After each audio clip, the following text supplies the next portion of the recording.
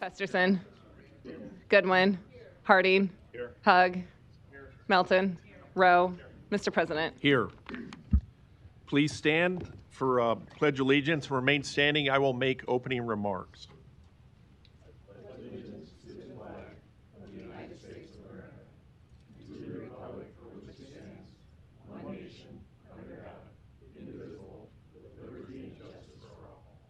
Please sit down today.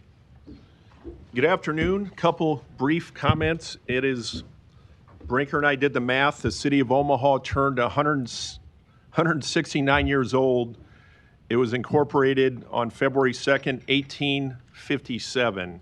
So we got the math figured out on that. We're 169. We're glad to be here today. And also it's Black History Month. I want to recognize that. With being 169 years old, we elected the first African American as our mayor. So we've come a long way and got a ways to go, but we're all glad to be here today. Thank you. An affidavit of publication is on file, and a current copy of the Open Meeting Act is posted in a white binder on the east wall of legislative chambers. Good afternoon. Welcome to this meeting of the Omaha City Council. As a courtesy to those in attendance and to facilitate the conduct of our business, we ask that you please silence or turn off all electronic devices. I didn't do that last week, but I did it today. So please mind those rules, please. A reminder that you will have 3 minutes to speak on an agenda item. Please stay on topic. If you would like your comments entered into the public record, you can email the city clerk's office at cityclerk@cityofomaha.org. Council members receive these emails and we read them. Finally, council members may ask members of the audience back up for clarifying questions, but not for extra time to speak. I would like to remind council members to speak directly into their microphones so the audience members in attendance can hear and at home as well. And the same at the front podium here if you're speaking. Make sure those microphones are in front of you and you're speaking clearly into the mics. Thank you. Item 6, to consider a Class C liquor license for Nowhere Lounge located at 3502 Leavenworth Street. A is communications in opposition. Public hearing is now open on item number 6. Is the applicant here today?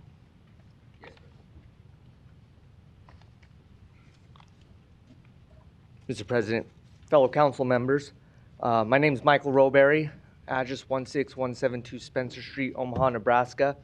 I'm here on behalf of Cortez Bar, doing business as the Nowhere Lounge. I'm here to speak on some of the objections that we've had towards the bar, particularly with the parking situation.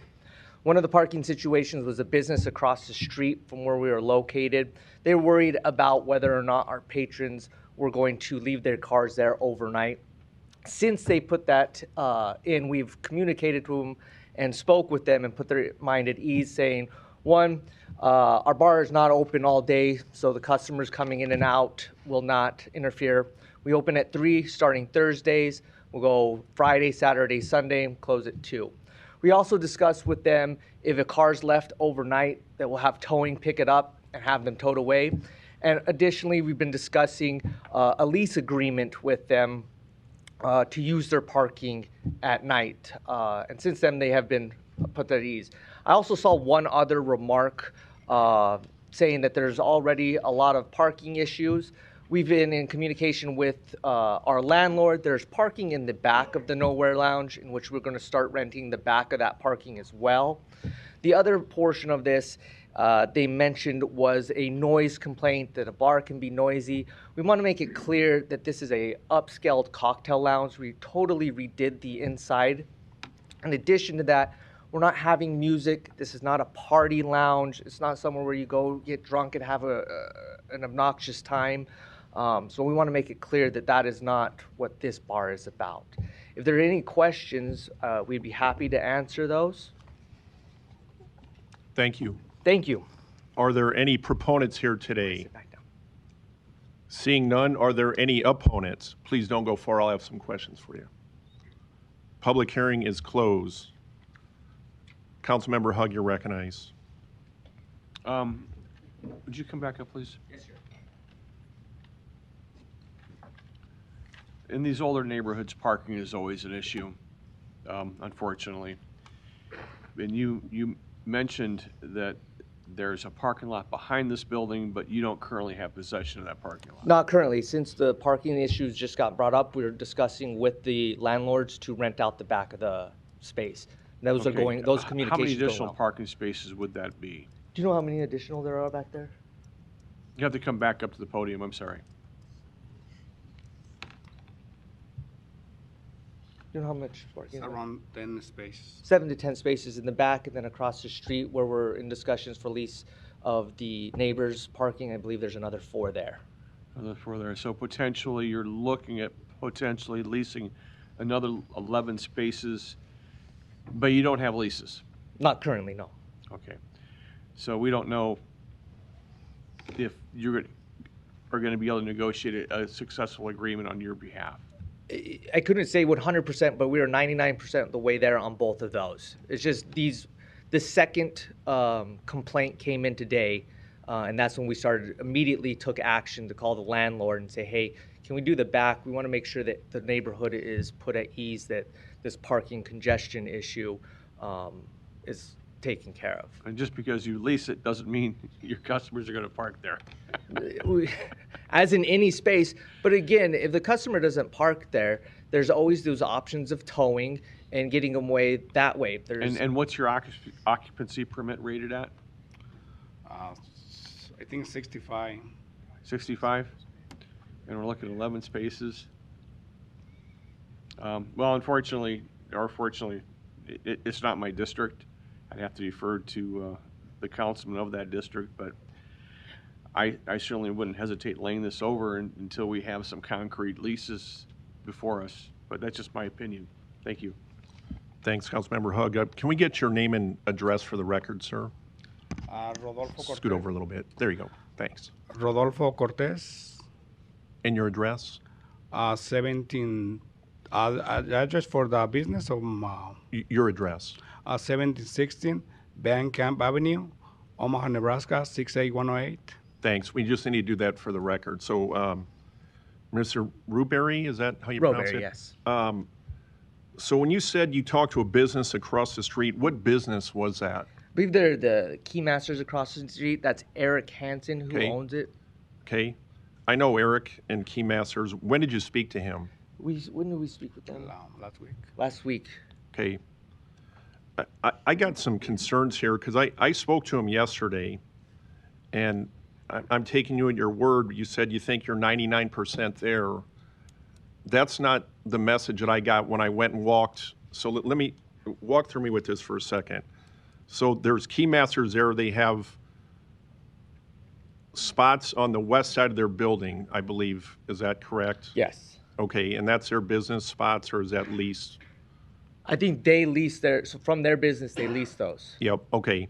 And then the north end of their property, that's their private parking lot, correct? And then the east side as well, I think they got some parking for their business trucks. So you said do you have a lease agreement? Councilmember Hug was asking you this.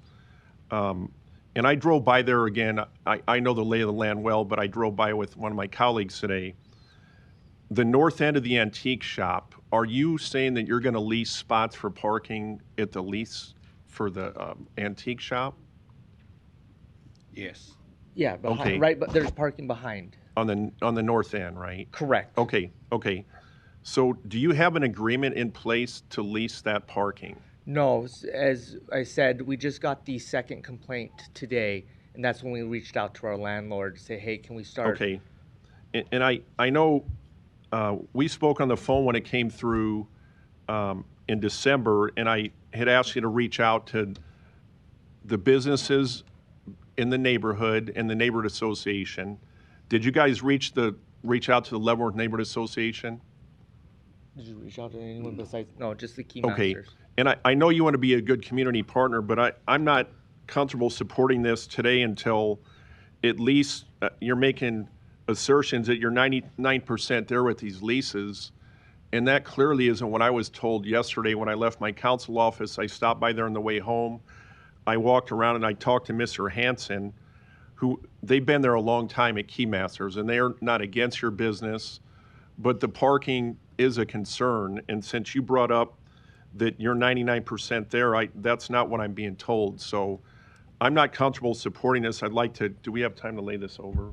Yes, you can lay it over 1 week to the 10th. I don't like laying over these, but in light of what I'm hearing, if somebody would support that, I would like to lay it over for a week to allow you to talk to Mr. Hansen. And if you have lease agreements with the antique store, that would be reassuring to me. And again, I'm not against your business, but I think I need to get these things cleaned up since there's been some pushback on I it. just want to make clear what we need from Mr. Hansen. What do you want from Mr. Hansen? Would you want him to send an email saying, hey, we can't lease it, but we agreed that there's a tow regulations that they're going to take care of? I just want to make sure that there's a sublease that their landlord says, no, we don't want to go through with that.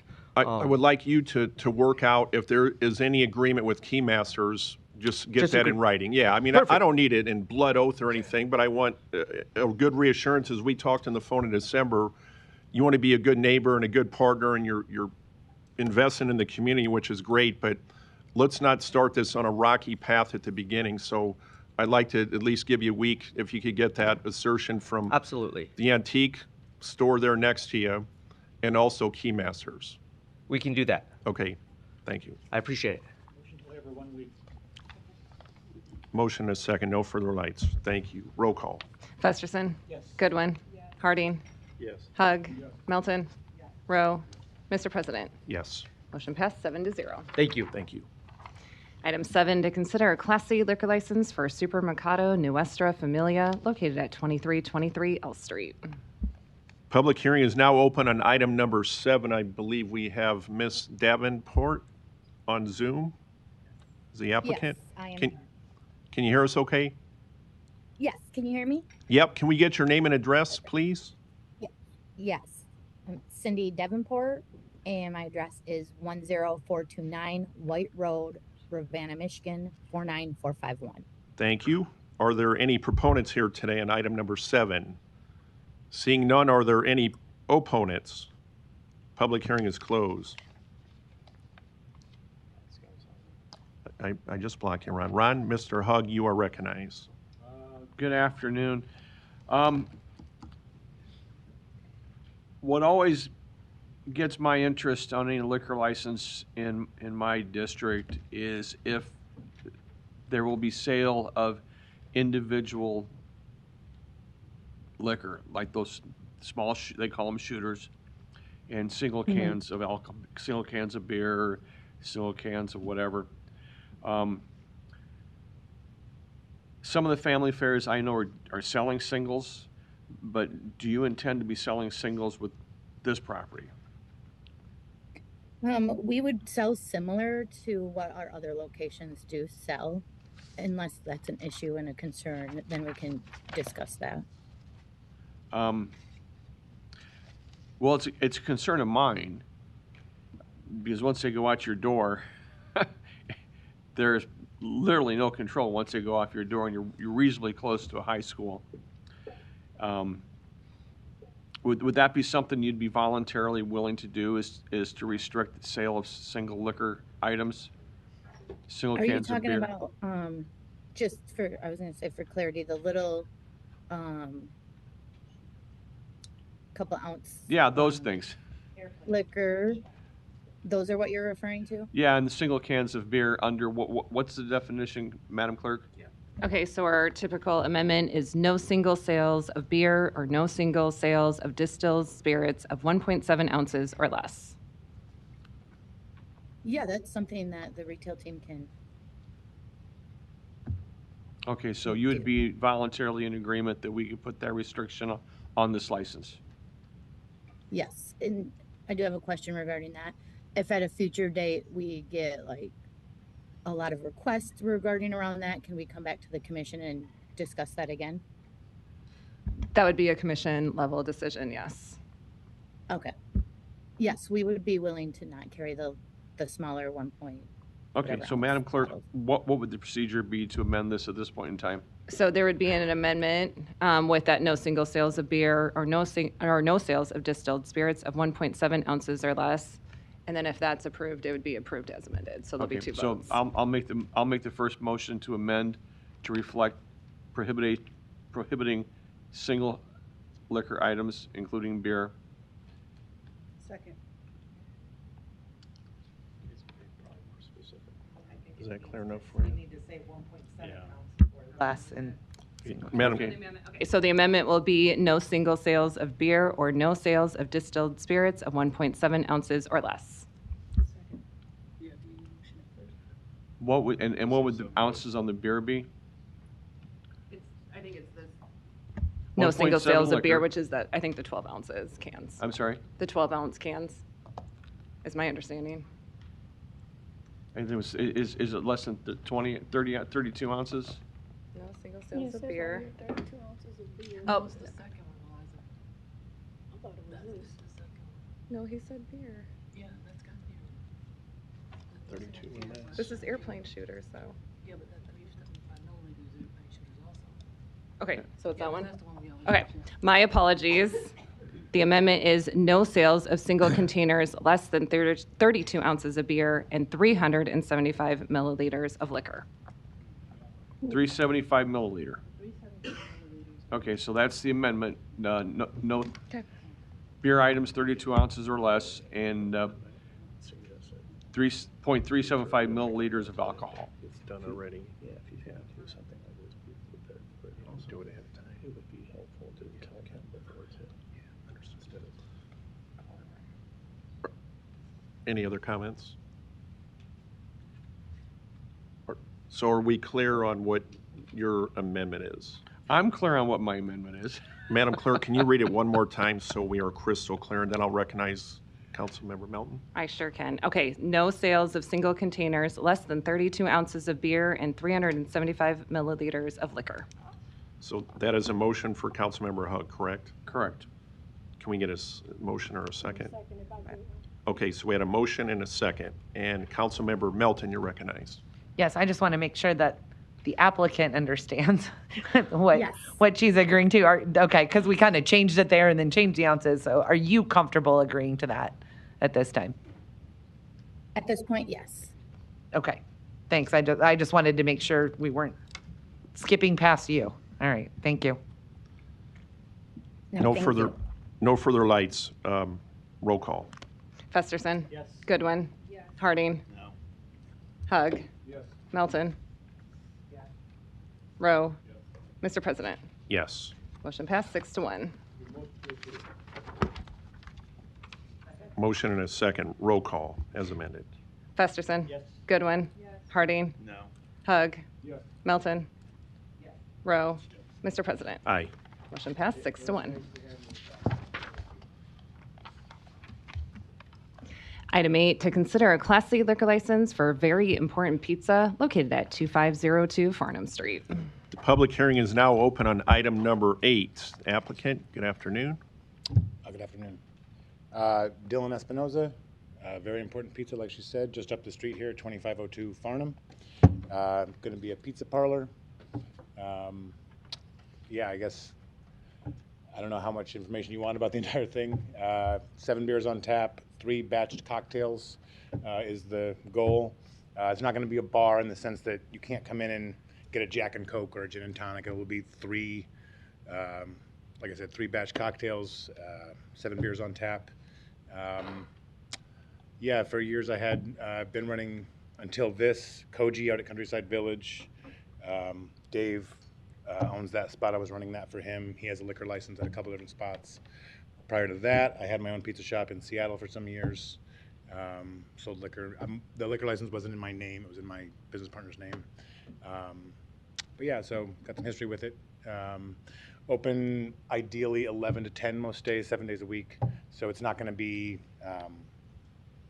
it's not a bar in that sense. I'm not trying to run a place that's open till 2 or even past 10. Possibly one day 11 on Fridays and Saturdays, but past that, pretty much just a pizza parlor. Okay, thanks. We might have some questions for you. Don't go too far. Sure. Thank you and welcome here to Omaha. Of course. Are there any other proponents here for item number 8? Seeing none, are there any opponents? Public hearing is closed. I'll just say welcome to, you want to just come back up for 1 second? I'll ask you a couple questions.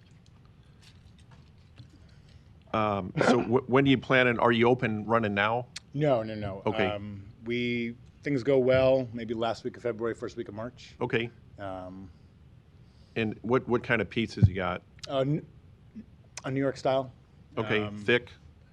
No, no, no. Very thin crust, classic, like deck ovens. Got some Baker's Pride, classic baking ovens. Past that, it's a pretty small menu: meatballs, salads. I've been doing this for some years now, and Okay. kind of wanted a shop where it was dialed into just a few things, as opposed to having some kind of Cheesecake Factory menu. No shots fired at Cheesecake Factory, but simple.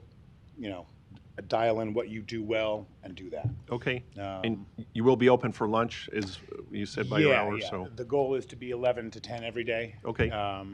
And yeah, especially with Zen up there doing such good afternoon business, I was hoping to kind of ride their coattails a little bit with how much fanfare they have up there. Okay, well, sorry, go ahead. No, it's all right. I was I gonna- was actually just going to mention, because you said welcome to the area, like I did come here from Seattle 4 years ago. I am originally from Sioux City.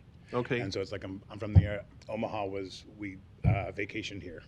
All right. Well, I got relatives in Seattle, and my mom was from do you Sioux really? City. Oh, wow, okay. So welcome again, and we're glad and I'm looking forward to getting up there and having some good, delicious No, that's the thing, pizza. is I walked here, so just putting that out there. All right, all right. Good marketing right there. Very easy to get there. Thanks for being here today. Yeah, of course. Got a motion and a second. Roll call. Festerson. Goodwin. Harding. Hug. Melton. Rowe. Mr. President. Aye. Motion passed 7-0. Real quick, anything's fine.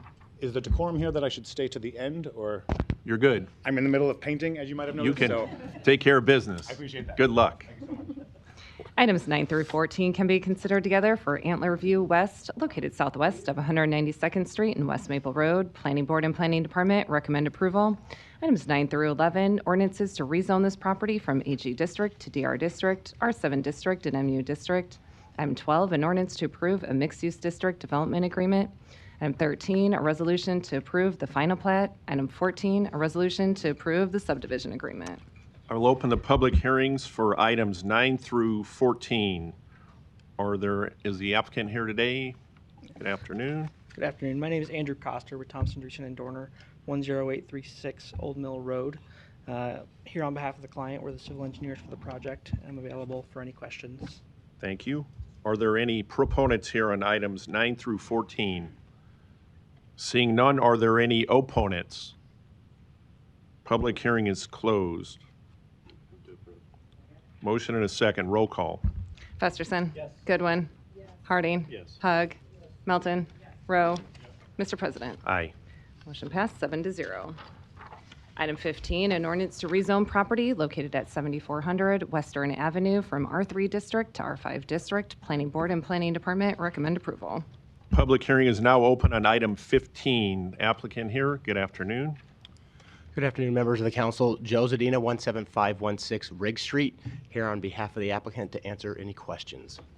Thank you. Are there any proponents here today? Seeing none, are there any opponents?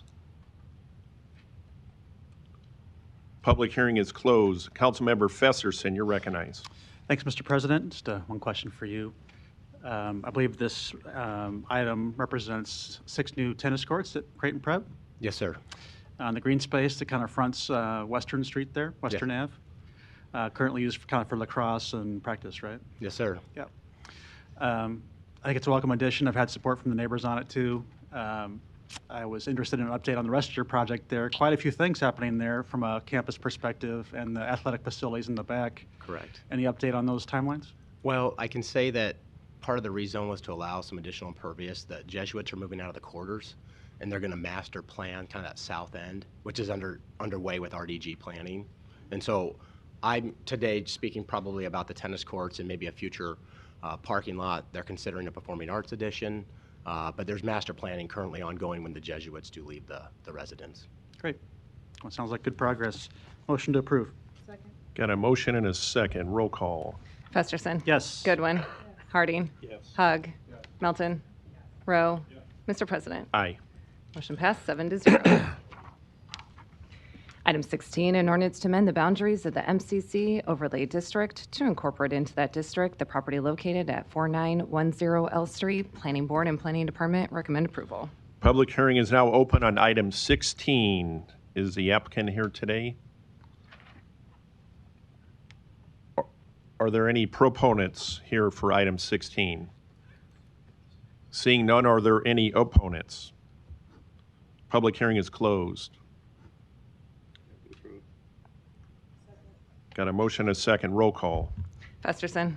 Goodwin. Harding. Yes. Hug. Melton. Rowe. Mr. President. Aye. Motion passed 7-0. Item 17, an ordinance to amend the boundaries of the MCC overlay district to incorporate into that district the property located at 13780 Millard Avenue. Planning Board and Planning Department recommend approval. Public hearing is now open on item 17. Applicant is here. Good afternoon. Excuse me, Kyle Hazy with the E&A Consulting Group, 10909 Mill Valley Road, representing the applicant. Make myself available for any questions council or audience may have. Thank you. Thank you. Are there any proponents here today? Seeing none, are there any opponents? Public hearing is closed. Got a motion and a second. Roll call. Festerson. Goodwin. Harding. Yes. Hug. Melton. Rowe. Mr. President. Yes. Motion passed 7-0. Thank you. Items 18 and 19 can be considered together for property located at 3002 Dodge Street. Planning Board and Planning Department recommend approval. Item 18, an ordinance to rezone this property from GC District to TOD 1 MX District mixed use. Item 19, an ordinance to rescind the ACI overlay district for this property. Public hearing is now open for items 18 and 19. Applicant, good afternoon. Good afternoon. Scott Braun, RW Engineering and Surveying, 7525 North 101st Street. Here representing the applicant. Happy to answer any questions. Thank you. Are there any proponents here? Seeing none, are there any opponents? Public hearing is closed. Scott, a couple questions for you. What is the goal and what are you going to be doing here? It's an old Radio Shack, right? It's been a number of things over the years. Radio Shack when I was a kid. Yep. It was a Sprint store at one point. And Yep. most recently, Religious Assembly was in there. His plan is to create a music venue or a kind of an open mic poetry venue, some kind of a gathering space in the evenings, and then to sell coffee and such drinks throughout the day for various acts that come in, or local acts or local theater groups, or just create a space for creatives to come share their art. Okay, and just curious about long-term parking. Have you looked at that? And yeah, it's definitely a concern of the development. He understands he's on Dodge Street, and with some of these concerts that, you know, they tend to go into 10, 11 o'clock in the evening, and with the limited parking on site, he's exploring options to secure parking stalls with the neighboring business development there to the west, maybe get some of those parking stalls in the parking garages reserved. But part of the move to the TOD zoning was the removal of the parking requirement, simply because he wasn't able to adhere to the parking requirement of the previous zoning, since he's only got so many stalls on that site. okay, So he's still going to provide as many as he can, but it's only, I think current plan is less than 20. okay, and what's the timeline that you want to get this up and running? Do you have any goals on the timeline on this? We've just been engaged for design within the last 2 months, and he's intending to rehab the entire facility. So I would guess it would be probably a year and a half before it was finished. And I would encourage you to reach out. It's a community I grew up in. It's the Gifford Park Neighborhood Association. Okay. They're really active, and they're good people that represent that neighborhood district. So I would ask if you would please Certainly. reach out to them and just kind of let them know what your plans are there. Absolutely. Okay. And he may have already done so. I know he's been doing a lot of community outreach and talking to a lot of people. Okay, thanks. Mr. Fanzel, I got one quick question for you on this, Dave. Sure. Dave Fanslow, City Planning. So if this gets approved today, this doesn't have anything to do with traffic or any of the public works engineering as far as the traffic flow goes here. Is that correct? I guess I'll say, if this is approved today, the request is in conformance with the master plan, so that's what we looked at first, right? And it's no different than the gentleman made a reference to didn't quite say it this way, but to get away from the parking regs. We receive a number of requests for CBD zoning, NBD zoning, that are partially to do with those parking regs, but they're also those requests that make it to this body are master plan compliant. I would say that this request is no different. Dodge Street, as you all know, has been designated a TOD corridor, and this application is that. They're rezoning to TOD, which is master plan compliant. Okay. Thanks, Dave. You bet. Is there any other comments by council members? Do we have a motion? Motion to approve items 18 and 19. Thank you. Second. Got a motion and a second. Roll call. Festerson. Yes. Goodwin. Harding. Yes. Hug. Yes. Melton. Yes. Rowe. Mr. President. Aye. Motion passed 7-0. One public hearing can be held for items 20 through 22 for property located northeast of 46 and California Streets. Planning Board and Planning Department recommend approval. Item 20, an ordinance to rezone this property from GI District to CC District. Item 21, an ordinance to amend the boundaries of the MCC Overlay District to incorporate this property into that district. Item 22, a resolution to approve the Saddle Creek Marketplace Tax Increment Financing Redevelopment Project Plan in an amount up to $9,005,590. A's Communications in opposition. The public hearing is now open for items 20 through 22. Are the applicants here today? Good afternoon, Mr. President, council members. Bob Griffith, 11440 West Center Road, here on behalf of the applicant, Woodsonia Saddle Creek LLC, with me as well as Larry Jobin in my office, who are the attorneys for this project. Joe Detlefs of TD2, he's the engineer, and Mitch Holland, the developer, here to answer any questions. I know Don normally does this, so I'll do my best to kind of live up to that example, but we'll start and just give it kind of a general overview of items 21 and 22 through 22, and then I know Mitch will speak in greater detail about the TIF and the specifics of the project. So as far as the rezoning, as you know, it's currently Zone GI, General Industrial.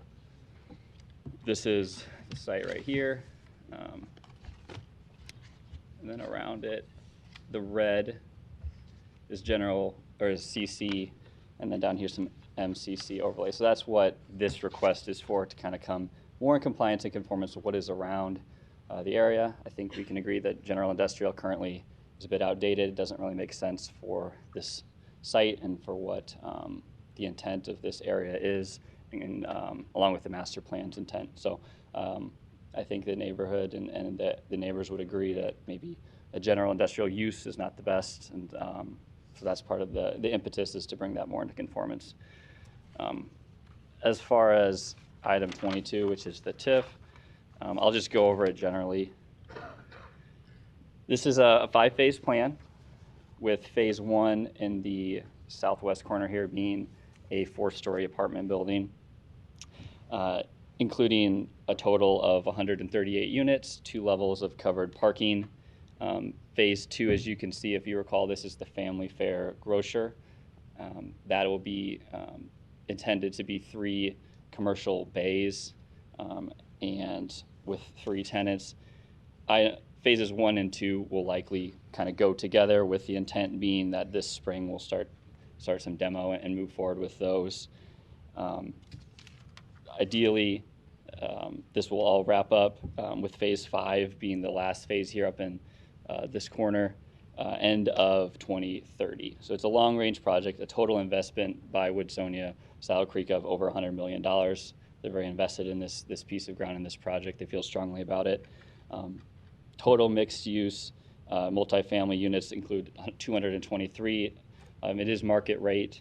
There's a mix of studio, 1-bedroom, 2-bedroom.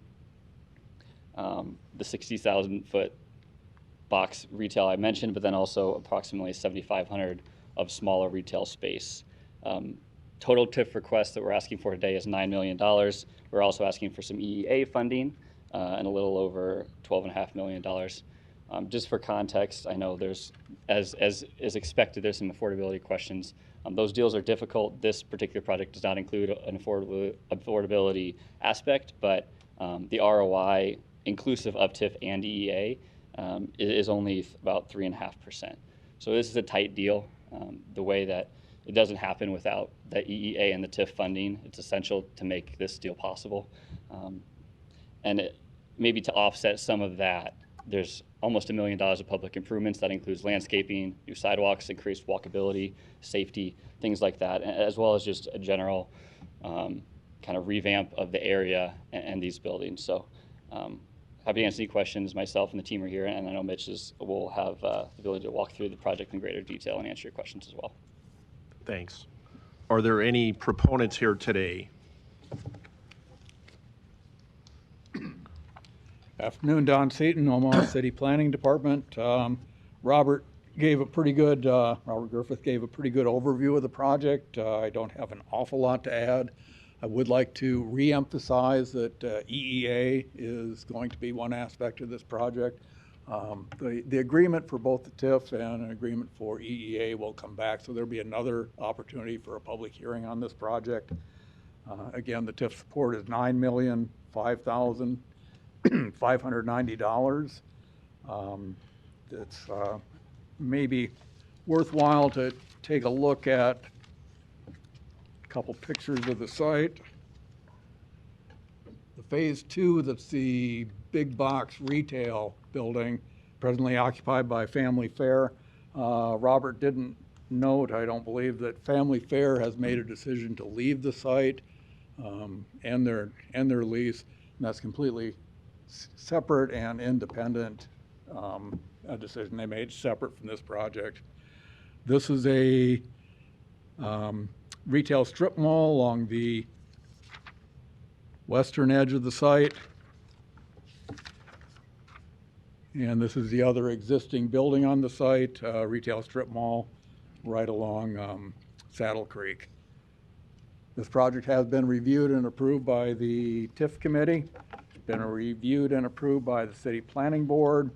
It's an appropriate land use for the area. I think the site is pretty well aged and bedraggled, could use a little attention. Really is a good candidate for redevelopment. We ask for your approval. Thank you. Are there any other proponents here today?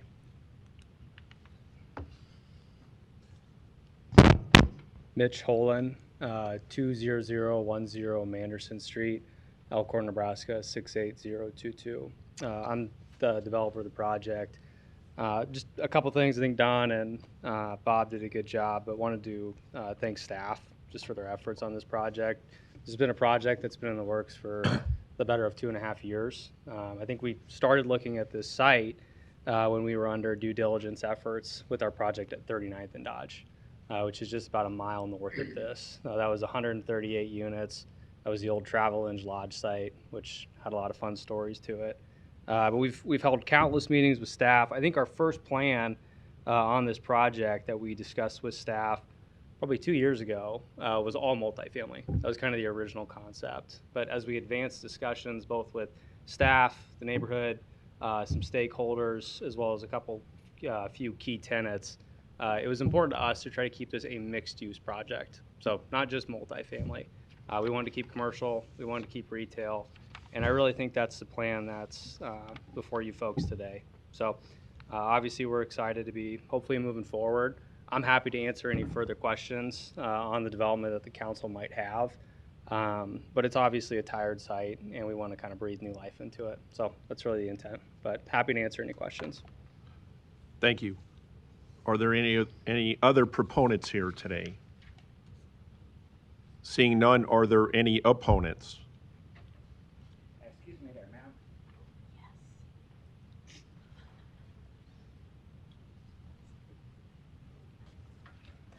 ma'am. Good afternoon, Omaha City Council, Don E.R. Johnson, the Johnson Equestrian Foundation, and North Omaha Concerned Citizen Foundation, 4928 North 52nd Street. I think what Larry and these young men are doing is wonderful. But the problem I have with Larry and his program, they're not paying their fair share of wheel tax. There's heavy equipment that's tearing up our street. We want the increase of the wheel tax on these folks. Thank you. Are there any other opponents? Luis Jimenez, 2709 Dewar Avenue. Been following it since pre-meeting. You're gonna have 3 separate votes on this, or just 2? 3, okay. Actually, I'm just going to post all of it because I understand that the neighbors didn't want any residential component along Saddle Creek because it blocked their view of the skyline. And people were very mad. And maybe that's why Durham decided not to seek re-election for a fourth term. But I think this is not for the vicinity, this development. I think it's for the medical professionals. Commercial, mixed use, that makes sense. But just to put more residential, more people in there, without really a steady with traffic and with the neighbors coming forth and supporting it. I think what's his bucket was the first opponent, and I'm the second opponent. So I think that tells me all I need to know. Thank you. Thank you. Are there any other opponents? Thank you. Larry Storer, 5015 Lafayette Avenue, Omaha 68132. I am a Dundee resident since December of 1971. Lewis is not. And I want to tell you, this reminds me of the definition of blight. You guys don't know, or Don doesn't know what blight is. Just go a few blocks north on the Northwest Radio in Miss Goodman's district, and you'll see what blight is. But I think that's intentional blight. This is not blight. Did you see those pictures on the screen? That doesn't look like a blighted area. It looks vibrant. It looks like people are shopping there. What gives you the right to declare some of our neighborhoods blighted? Because some developer doesn't want to spend the money to develop it out of his own pocket. And then you turn around and drive the area and you see their name on the things that are for sale. Like, excuse me, Mr. Noddle. His name's all over Omaha, but he gets TIF for a lot of those things. This is not fair to me. Now, I need to move because I can't afford the taxes here, but I can't. But for your 20-year abeyance of my property tax and a loan, maybe even paying for the cost of my new house, I can't do it. But I'll pay you tomorrow for a hamburger today. It's a wimpy burger. And it's also illegal against citizens. It's unfair to the citizens that do pay to finance the rich guys. And then they move out of town like ConAgra did.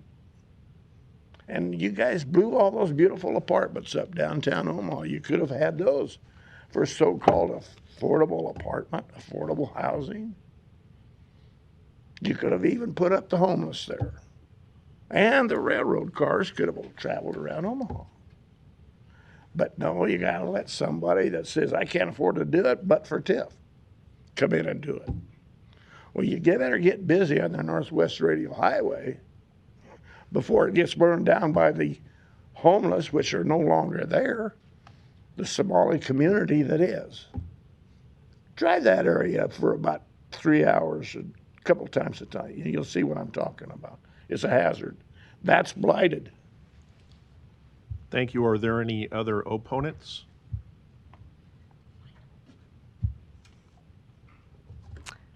Aaron Feitstinger, 2719 North 49th Avenue, 68104. You very rarely see me here as a private citizen or on the same side as Larry, so great Tuesday for all of us.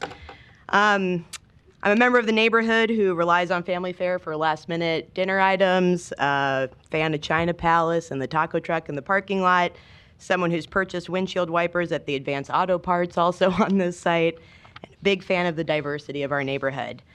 This area does need redevelopment. No one is disputing that. And in general, I am not opposed to TIF, and I recognize this is one of your only tools available for you to do economic development. I don't begrudge Mitch for wanting TIF or for wanting to redevelop this site because that's what developers do. It's his risk to assume. And Bridget and Don, they're great. They're just doing their jobs. Planning board evaluates this very specific criteria, and state law is state law. So that leaves you all as city council members as the people who can ultimately affect the changes that neighborhood residents would like to see here. And in TIF projects moving forward, since we're going to see more of them moving north along Saddle Creek, presumably. The frustration you're hearing in the record in your inboxes is likely inevitable because the process for citizen engagement seems to be incredibly problematic. It doesn't feel like it means much, and we're engaging in all the ways that we're supposed to do it, but still don't have any real assurance or idea that our input or concerns are going to be addressed as this project moves forward. So the desire for more affordable housing, which I understand you are constrained, or there's no real legal mechanism for that to happen, or that the design of these buildings should look more like the surrounding neighborhood than like Village Point, no offense to our West Omaha representatives, or that the site plan includes infrastructure updates that improve the neighborhood, like moving the sidewalks back from Saddle Creek, they're already incredibly dangerous, or California Street, and that we plan redevelopment with the existing community in mind, like who lives here now, what they want, how we use this space, what we hope to do with it in the future. We just really don't have any assurances that these concerns will be taken into account here. And that's a problem with the process, and so is something that I hope that you as city council members can fix. Having watched a lot of TIF projects move through council, I'm not naive enough to think that this opposition will stop this moving to the next stage, but I am hopeful that there's been enough frustration with this project and others that we can revisit the process moving forward and do the following: figure out a way that citizens' concerns and inputs can be meaningfully incorporated, find a way to address our affordable housing crisis using this economic development tool, and supporting the diversity that Aaron, makes our your neighborhood time's great. up. Thanks. I was done, Danny. Thanks. I know. I never want to cut you off, but thanks for being here today. Yeah. Is there any other opponents? Good afternoon. Good afternoon. My name is Nick Kohler. I live on 4806 Dodge Street. I've lived in Dundee essentially my whole life. I grew up on 51st and Capitol, went to Dundee, McMillan, and Central. I went away to college to go to GW, George Washington, out in DC from 2018 to 2025.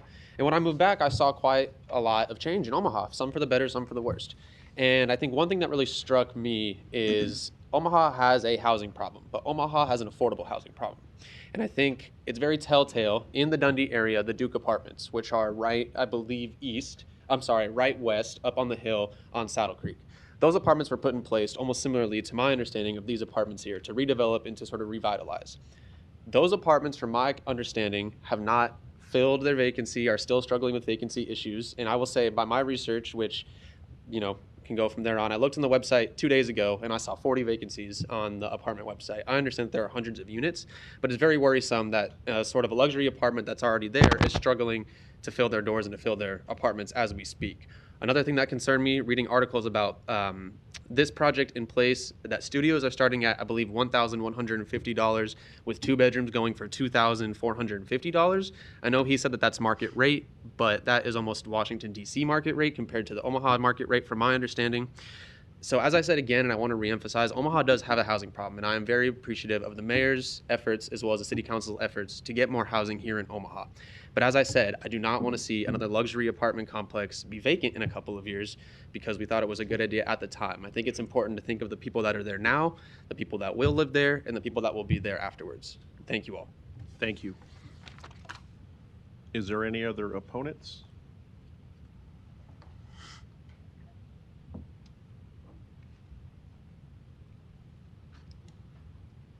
Hi, Jessica McCallie, 5033 Seward Street. Can you hear me? Yes. Okay. I'm here also as a neighbor, constituent of Councilmember Festerson, a business owner in 68132 and 68104, so kind of squarely in the area that we're talking about. I'm also speaking for dozens and up to hundreds of My fellow neighbors who can't be here today, I mean, lots of times we can't make it because this is during working time, and also many immigrant neighbors who don't want to be on camera stating names and addresses in a government building currently, which I think we all understand.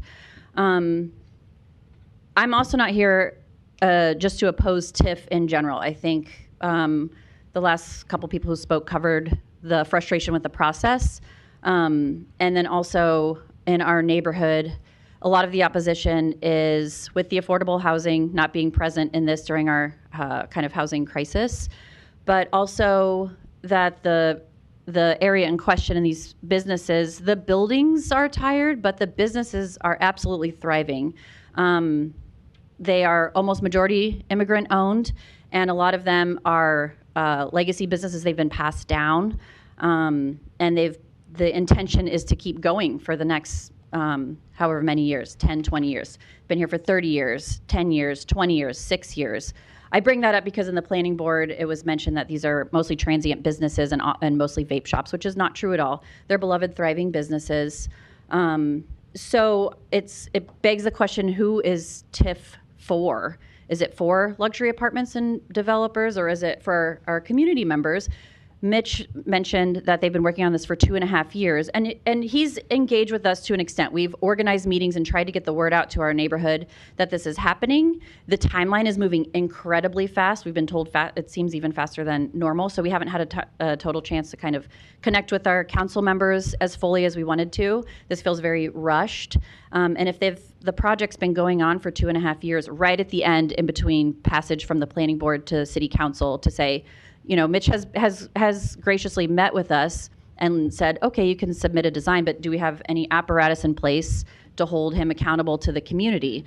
This sounds like a conversation that should have started 2.5 years ago. So in the case for this project, for these reasons and a multitude of other reasons, I'm opposing TIF for this project specifically. Do you have any questions? Thank you. Okay. Thanks for being here today. Is there any other opponents? Public hearing is closed. Councilmember Fesserson, you're recognized. Thanks, Mr. President, and thank you all for your testimony and for your engagement on this project, especially the neighbors. I've been following this case and have read the numerous emails we've all received on it of concern. I know there was a large neighborhood meeting, and then, of course, I followed the planning board proceedings in those minutes. And I've met with the developer twice now and have had conversations with Family Fair, and in fact was on site over the weekend at Family Fair. And I want to engage a little bit more on a comment you made, Mr. Seaton, here in a minute. But there's no doubt, I agree, this property could use some reinvestment. It is tired. It's been decades since we've seen any reinvestment there from a capital perspective. But I do understand the concerns that are being expressed. So I think there's a few things I want to try and unpack here. And the first thing I want to start with is process and neighborhood engagement, as that has been a common theme from the emails of concern that I've received. I don't know if Mitch or Bob, if you want to address that, how that's gone up from your perspective and what those steps have been and where you see it going from here. Yeah, thanks, Pete. There's been some unique parameters on this project in terms of there being an anchor grocery store that we're bound by certain confidentiality provisions in that lease, what we can and can't share, obviously, with any business, right? So I'm not able to come up here and say, hey, here's the date that XYZ tenant is leaving and here's why, right? But from the start, what we shared with staff, planning commission, and the neighborhood, and that I want to make abundantly clear, is we are not driving out Family Fair as part of this project. What we absolutely want to prevent is a vacant box sitting there, which will happen. That will be happening in the coming years, regardless of our project moving forward or not. That's one of the reasons why the existing ownership group decided to sell. In terms of engaging in the community and the neighborhood, with any big project like this is change, right? This is a project that's going to involve a lot of change. Do I think it's a positive project for Omaha and the community and the neighborhood? I do. I absolutely do. And I think we've been engaged with the community. I think we have a lot of support from the community and neighborhood. There is some opposition, right? But by and large, I think this is a project that the neighborhood and community are very excited for. I think we've engaged, to the extent that we can. We're gaining feedback. We're certainly not making promises that we're able to implement every, recommended change or modification to the project. But we do want to get that community feedback, and I think we're going to continue to do that. I will say in all of our Omaha projects, this fortunately is not our first project. I think we have a good track record of doing that. We worked on a project, Danny and I together, at 39th and Dodge, where there was a lot of neighborhood interest. 39th and Dodge, there was a lot of neighborhood interest on that project. And, post council making their decision, there were changes that we made. One of the big ones was they wanted to see more parking. That was a huge change that we ended up making, where we added a full level of additional parking there. Probably not a decision that going back I would do again. We're not using all those parking stalls, but we were receptive to what the neighborhood wanted to see within reason, right? We can't make every change that everybody wants to, but I think Councilman Festerman, we have a good track record of doing that. That's my commitment to this project. We're not just showing up to these meetings to check a box. So that is my commitment to this project too. Okay. And from a process perspective, what we have here today is the project redevelopment plan, Yep. a zoning overlay, and a zoning change. What really comes back later and solidifies a project is a redevelopment agreement, and that'll happen in this case too, which is typically 6-8 weeks out. Is that probably the time frame you see too? Yeah, I would. And so in between now and that time, should this pass today, there's much more time to talk about and engage on issues of concern that have been expressed today? Yeah, and I think there's a lot of time beyond that as well, Pete, where a big piece that the neighborhood wants to provide feedback on, among others, is design of these buildings. And we've been really clear, I'm on record too, these are not the set designs that we're moving forward with. We're gonna have to comply with the MCC overlay. There's probably gonna be a TOD overlay.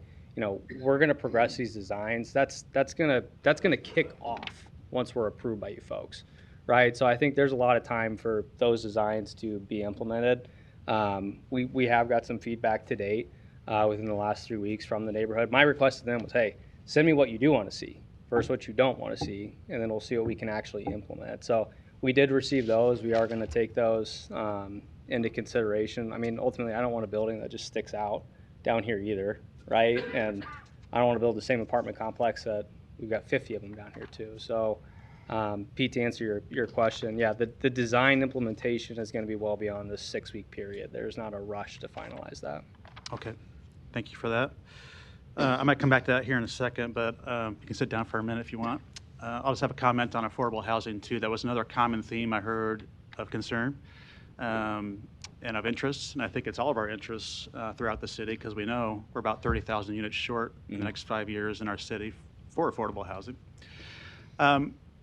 And in this project, there is no affordable housing. We met and we talked about that, and I expressed my interest in that, but I respect your response, which is that's not part of your plan, and in fact, that's not a product that your firm offers, I believe. Yeah. So that's not something you're pursuing here, even though I'd like to see that here. I can't say you're not playing by the rules in your application and how that's gone through the process to date. But I will say, and I've said this before, I do think personally that multifamily projects seeking TIF in Omaha should be subject to some kind of requirement, or at least an incentive, to do affordable housing with projects like this. And that can be done. That can be done through just a simple policy change through our TIF committee review. I think that can be done through resolution or even ordinance. I really think that needs to happen when we talk about our overall challenges and portfolio of things we need to pursue when it comes to affordable housing. So I'm hopeful that the TIF committee is hearing me say this. I had this topic on our next planning committee agenda to talk further. And if needed, I'm willing to pursue a resolution or ordinance to make this possible for future projects, because I don't want to be, again, in a position of saying, well, yeah, we'd like to see affordable housing here, but it wasn't required, and so we're just not doing it. Having said that, I do want to condition that expectation when people think about TIF and multifamily affordable housing in the city. In the last few years, that would have been maybe a few hundred units. And we're talking about 30,000 units that need to happen in the city, right? So this is definitely not a silver bullet, but something I think we do need to take seriously and pursue as part of our portfolio for affordable housing. So that's my intention on that issue. I do believe in this case, as I think Bob said, though, there is a but-for clause with TIF that must be met, and that's something we take very seriously, too. I do think that's the case with this project. As he mentioned,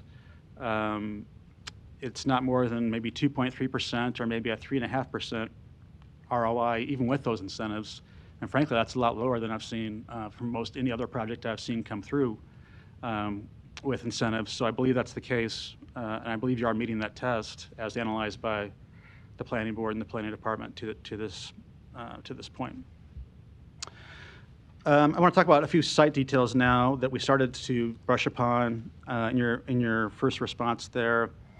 So I have to say it's an unusual shaped site, and it is a bit of an odd layout when we talk about your first phase there and the proposed apartments, both because California Street has a pretty extreme elevation change there, but also because it's kind of in the back there of the buildings. Can you speak to that a little bit and what the thought was there?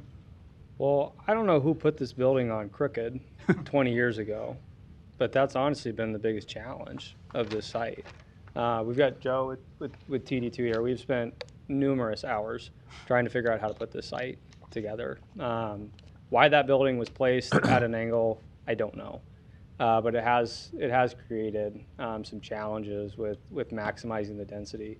The building that you see in the south, this would be the southwest corner, is virtually the same footprint as the building that we have at 39th and Dodge. And that's kind of where this idea started, is we were looking around for another site that we could do, around 150 units in.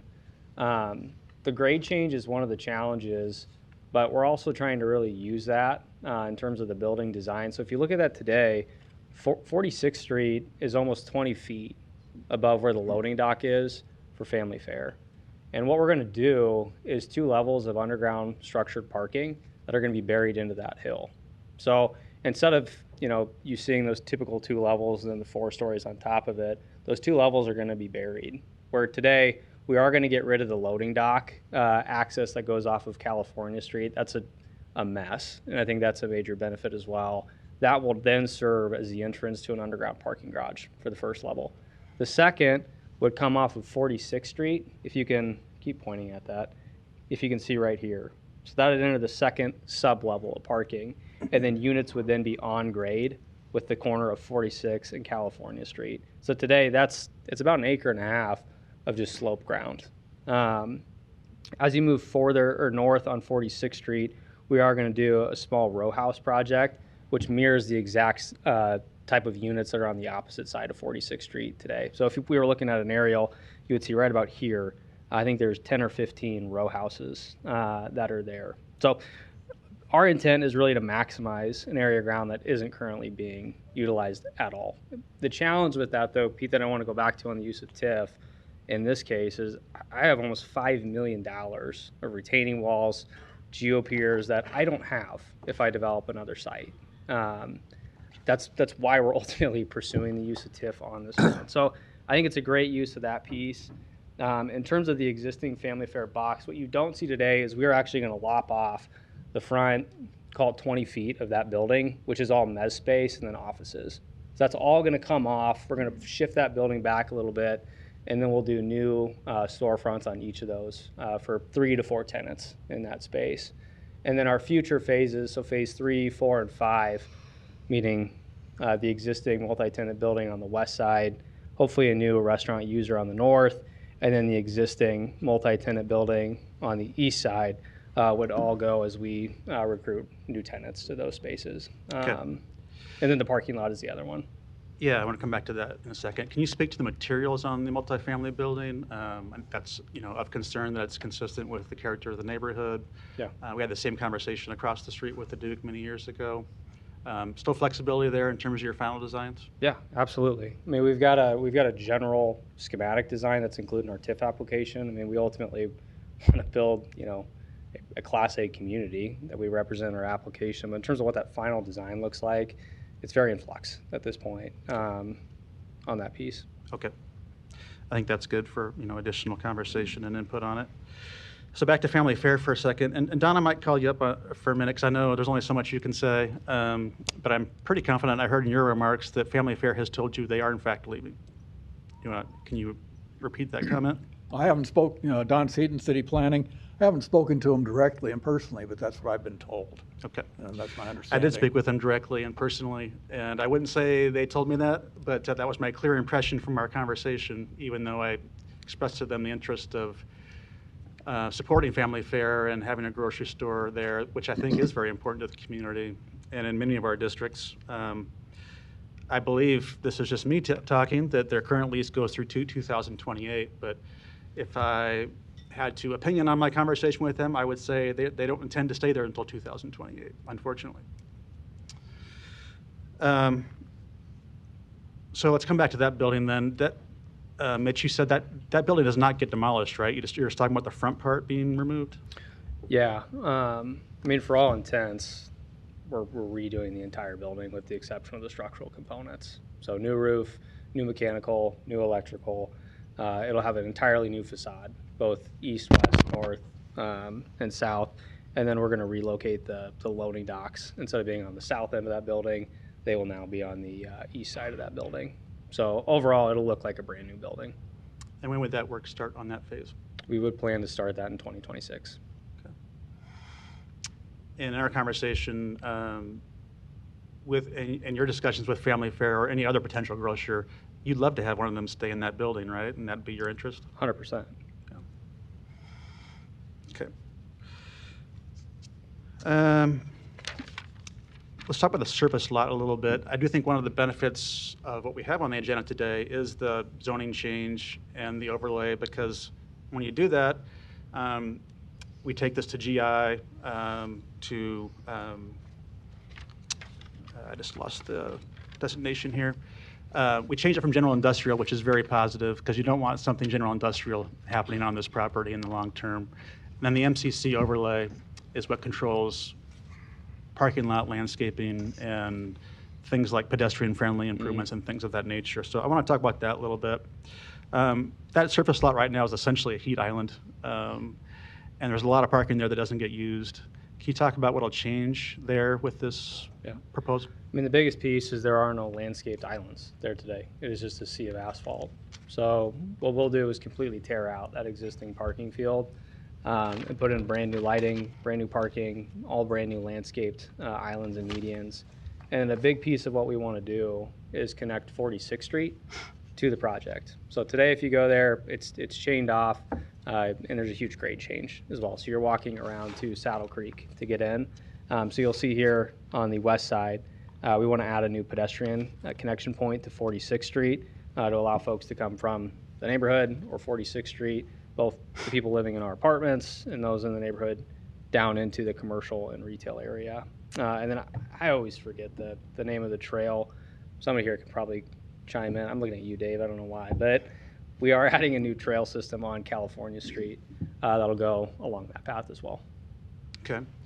And are we talking trees in the parking lot? And how many trees are we talking? I don't have the exact number, but yes, it'll be treed in those islands. Okay. Which is a detail that'll be forthcoming probably in the agreement Yeah, phase, we'll have to comply. This goes back to my point of all of the MCC requirements, public work requirements, landscaping requirements. Okay. And in your remarks, you said about $1 million worth of investments in these type of things. Talk about the sidewalks a little bit. Ms. Feistinger made a comment on the sidewalks, which is true. They are very close to California Street and to Saddle Creek there. Not much of a barrier at all. I think the sidewalks aren't more than 4 feet right now. Yeah. Will those sidewalks all get replaced, or what's the plan with that? The ones on 46th Street in California on up to our property line will be. What we don't control, we tried hard to acquire it, was the post office.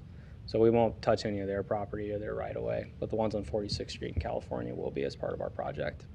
And do they get larger, or how would you describe I would have to ask Public Works on what will be required there. I don't know if they'll get larger or not. I know the one in California, because it's a trail, will be, I think that's 10 feet on that one, but I'm not sure how wide the ones on 46th Street will be. California will be 10 feet? Yeah. Okay. I don't know if Public Works is a possible, if you're prepared to answer that question yet, or if that comes in the next phase of this project.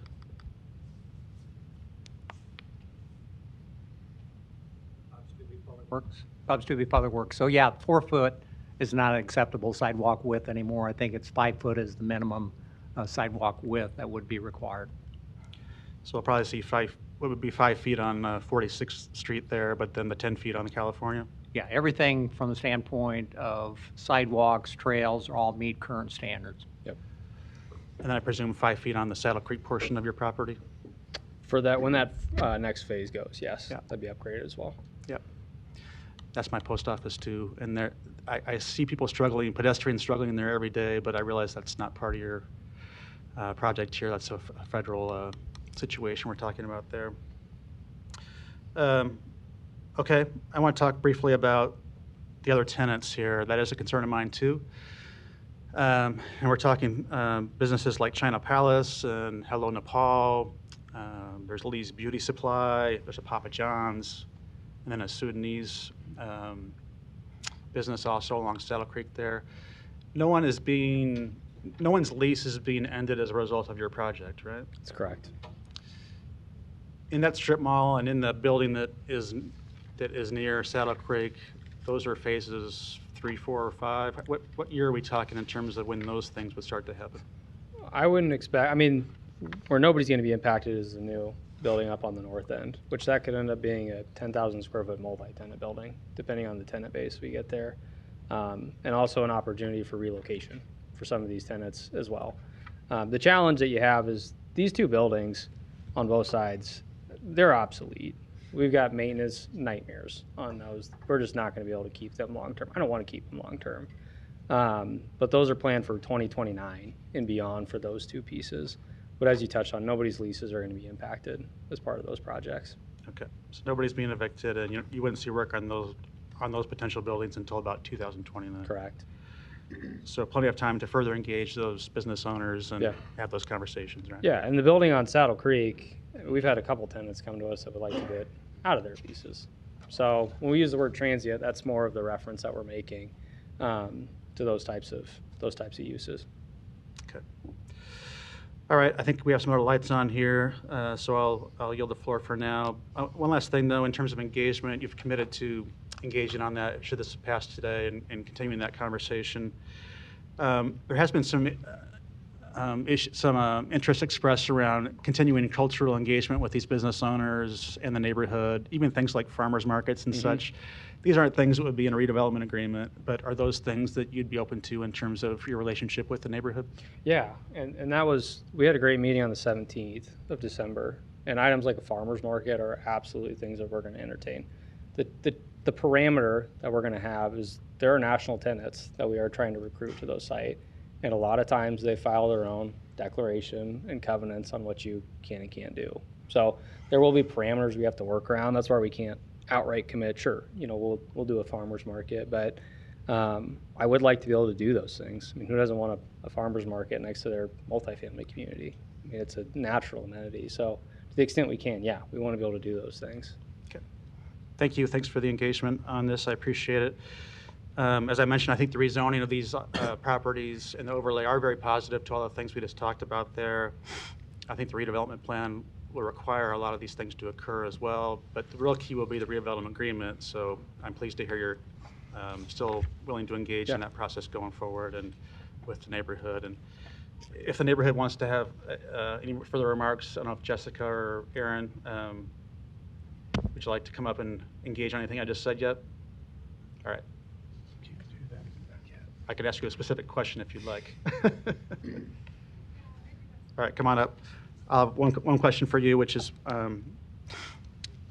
our process isn't to call people up for further comments, but I do have a question for you. The items we just talked about here, and particularly the site characteristics and the site details, are those things that are of interest to you? Do you feel like that could have still worthwhile input from the neighborhood going forward? Do I need to restate? Yeah. Jessica McCallie, 5033 Seward Street.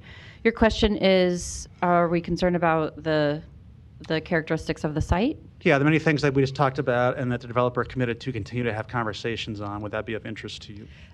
I mean, it's absolutely of interest. And we have been, we've got communication going with Mitch.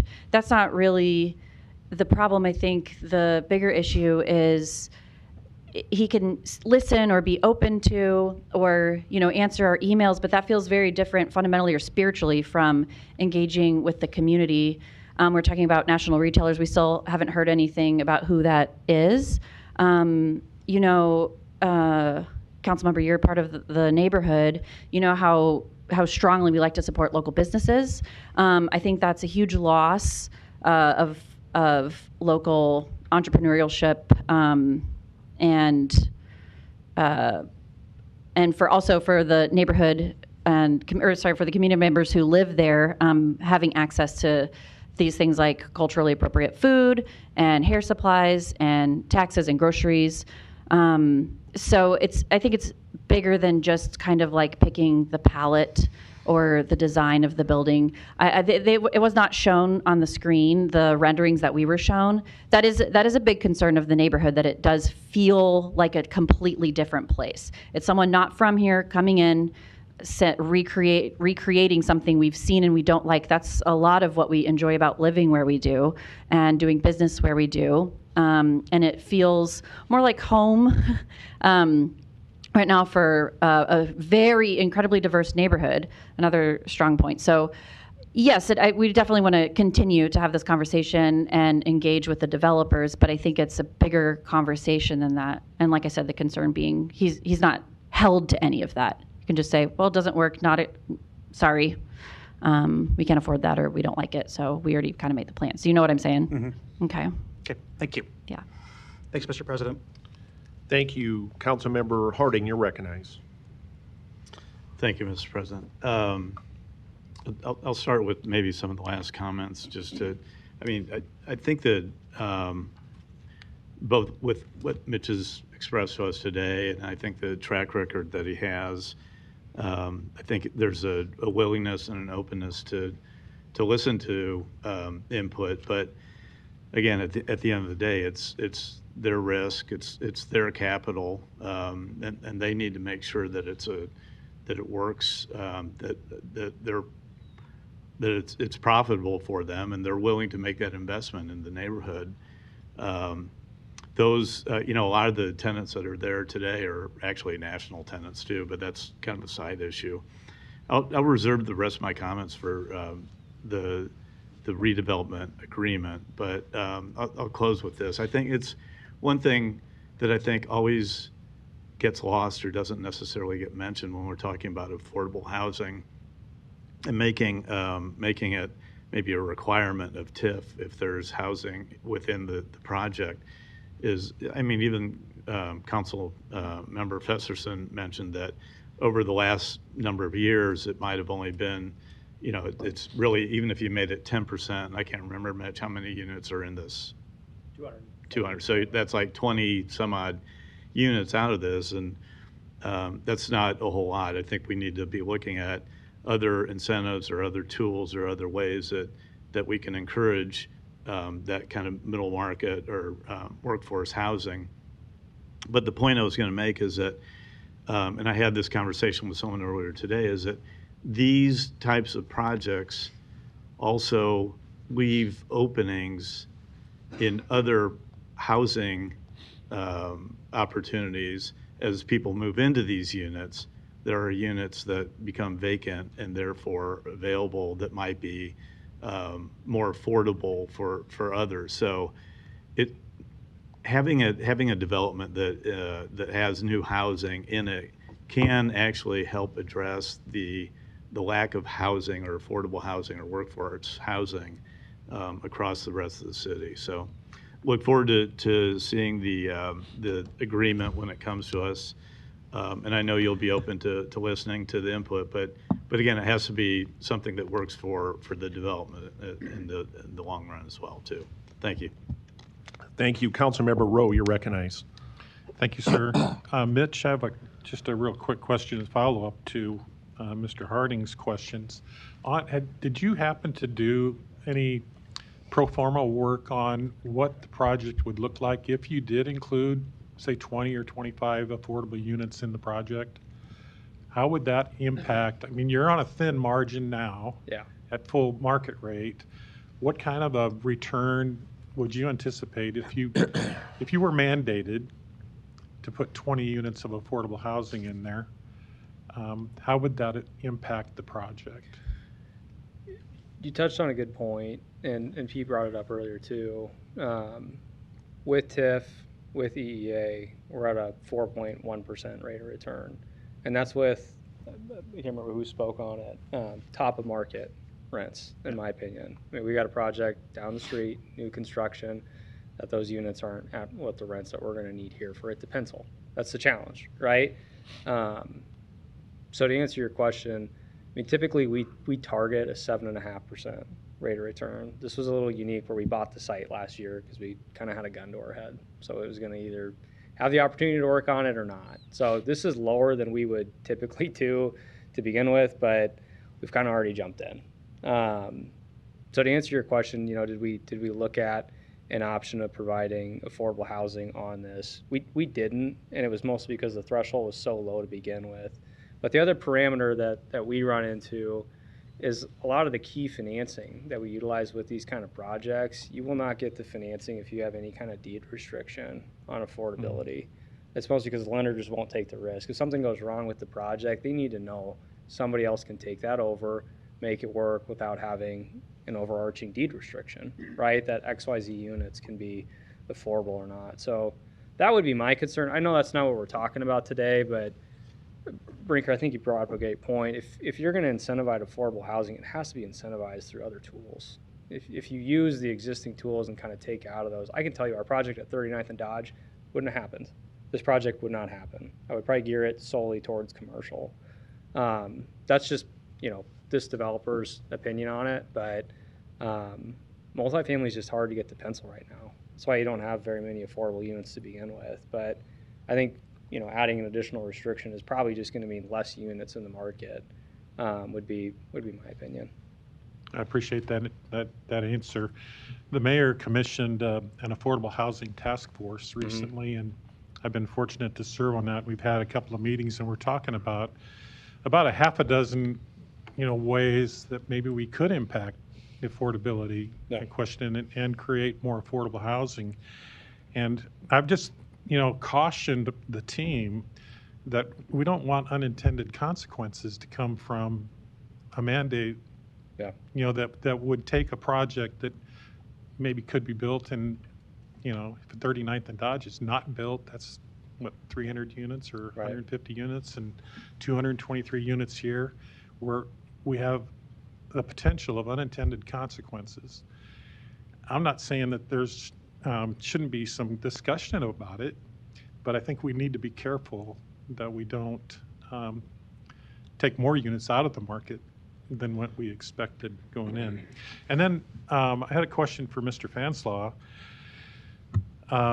Dave, I didn't prep you on this, and maybe Don will have an answer to this, but let's say in the last 2 years of the TIF projects that have come for housing, do you know what percentage would have gone toward affordable units? Dave Fanslaw, City Planning. Yeah, it's on my desk, but I don't know what it is. Maybe Bridget or Don, since one of them put that information together for me, could answer it. If not, we will surely provide it to all of you as soon as we can. Bridget?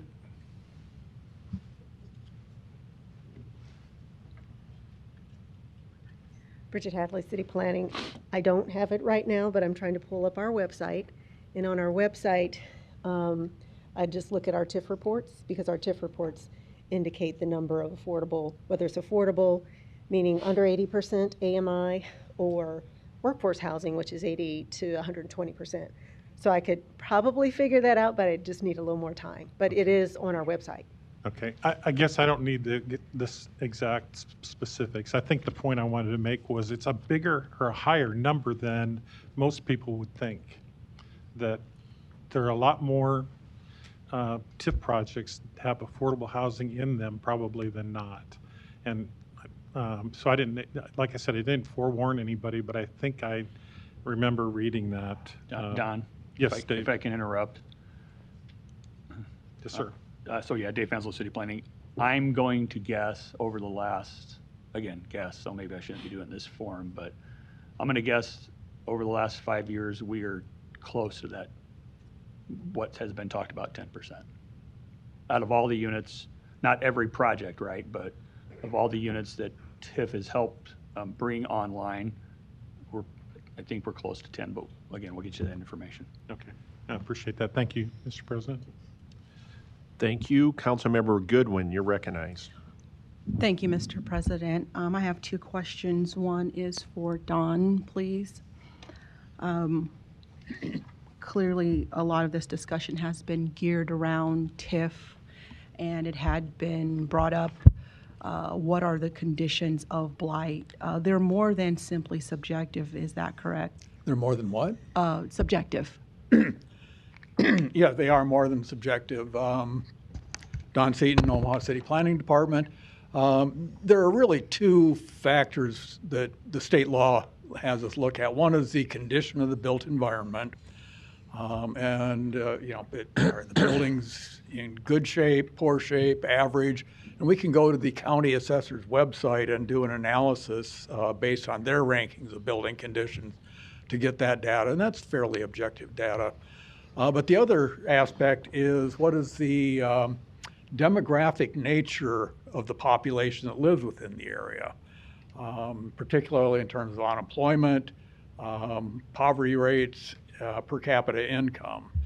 And those are really empirical data points that, there are thresholds that are set in state law.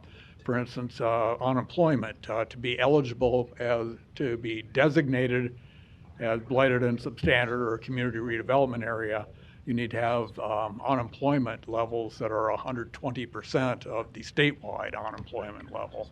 That's a measurable factor. Population change. If the population is growing by more than 5%, that's considered kind of a thriving area and therefore not eligible for designation of the CRA. So we look for a stable or declining population.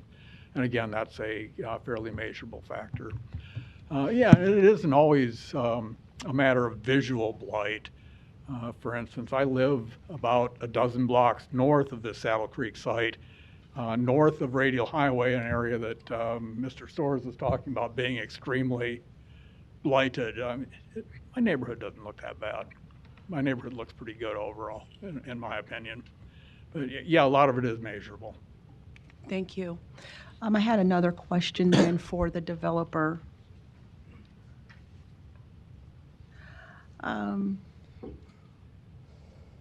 There has been concern about the small businesses that are currently occupying the space and how they do provide, various products and services, also representing specific cultures.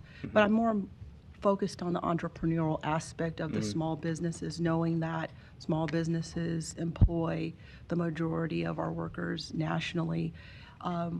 Is there an opportunity for these small businesses to be grandfathered in to your project, potentially at, rates that might be a little more affordable? I do know that you have, a project and an ROI to make. Yeah. Just looking at redevelopment, for instance, on North 24th Street, looking at those small businesses and ensuring that they have an opportunity to participate in the progress moving forward is something I look at. And so I can understand the concerns of the neighborhood and the neighbors, that not only would they still have access to maybe some of these amenities, but also that the small businesses would have an opportunity. Yeah. I mean, to answer your question, when we talk about the small businesses, I can't remember who else mentioned it. I think 7 of them are large national chains that are there today that tend to follow large grocery anchors. So we haven't gone door to door to their employees. We've made sure to communicate with the actual business owner and companies. But a few of them, when they heard the grocery was leaving, have started to look at relocating to other grocery anchored centers. So we might be only talking about 2 or 3 tenants when we talk about the locally owned ones. In terms of those that want to stay, that didn't seek termination rights.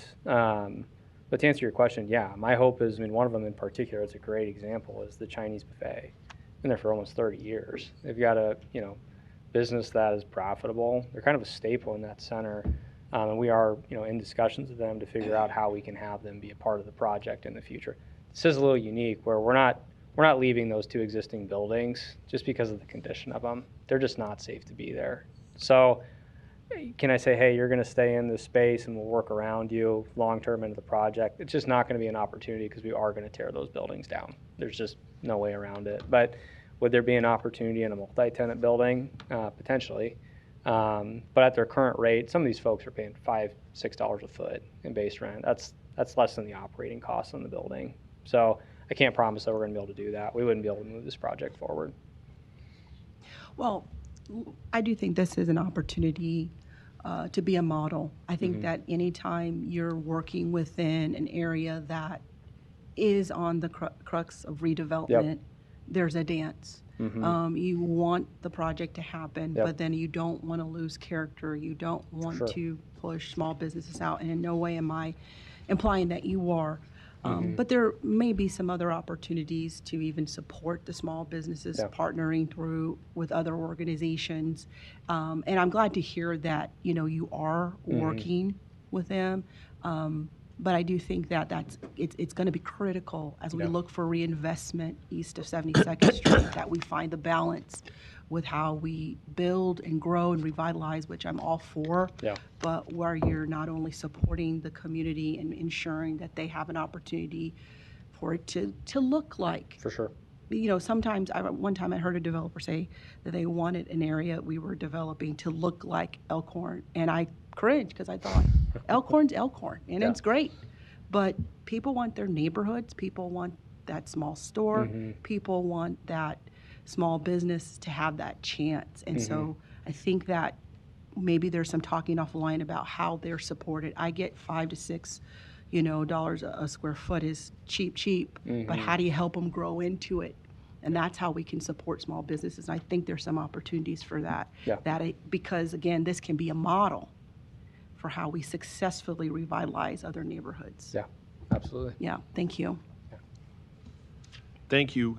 A couple of comments I'll make. I appreciate everybody being here today that came out to support or oppose the project. I want to reserve my comments. Councilmember Melton, you're recognized.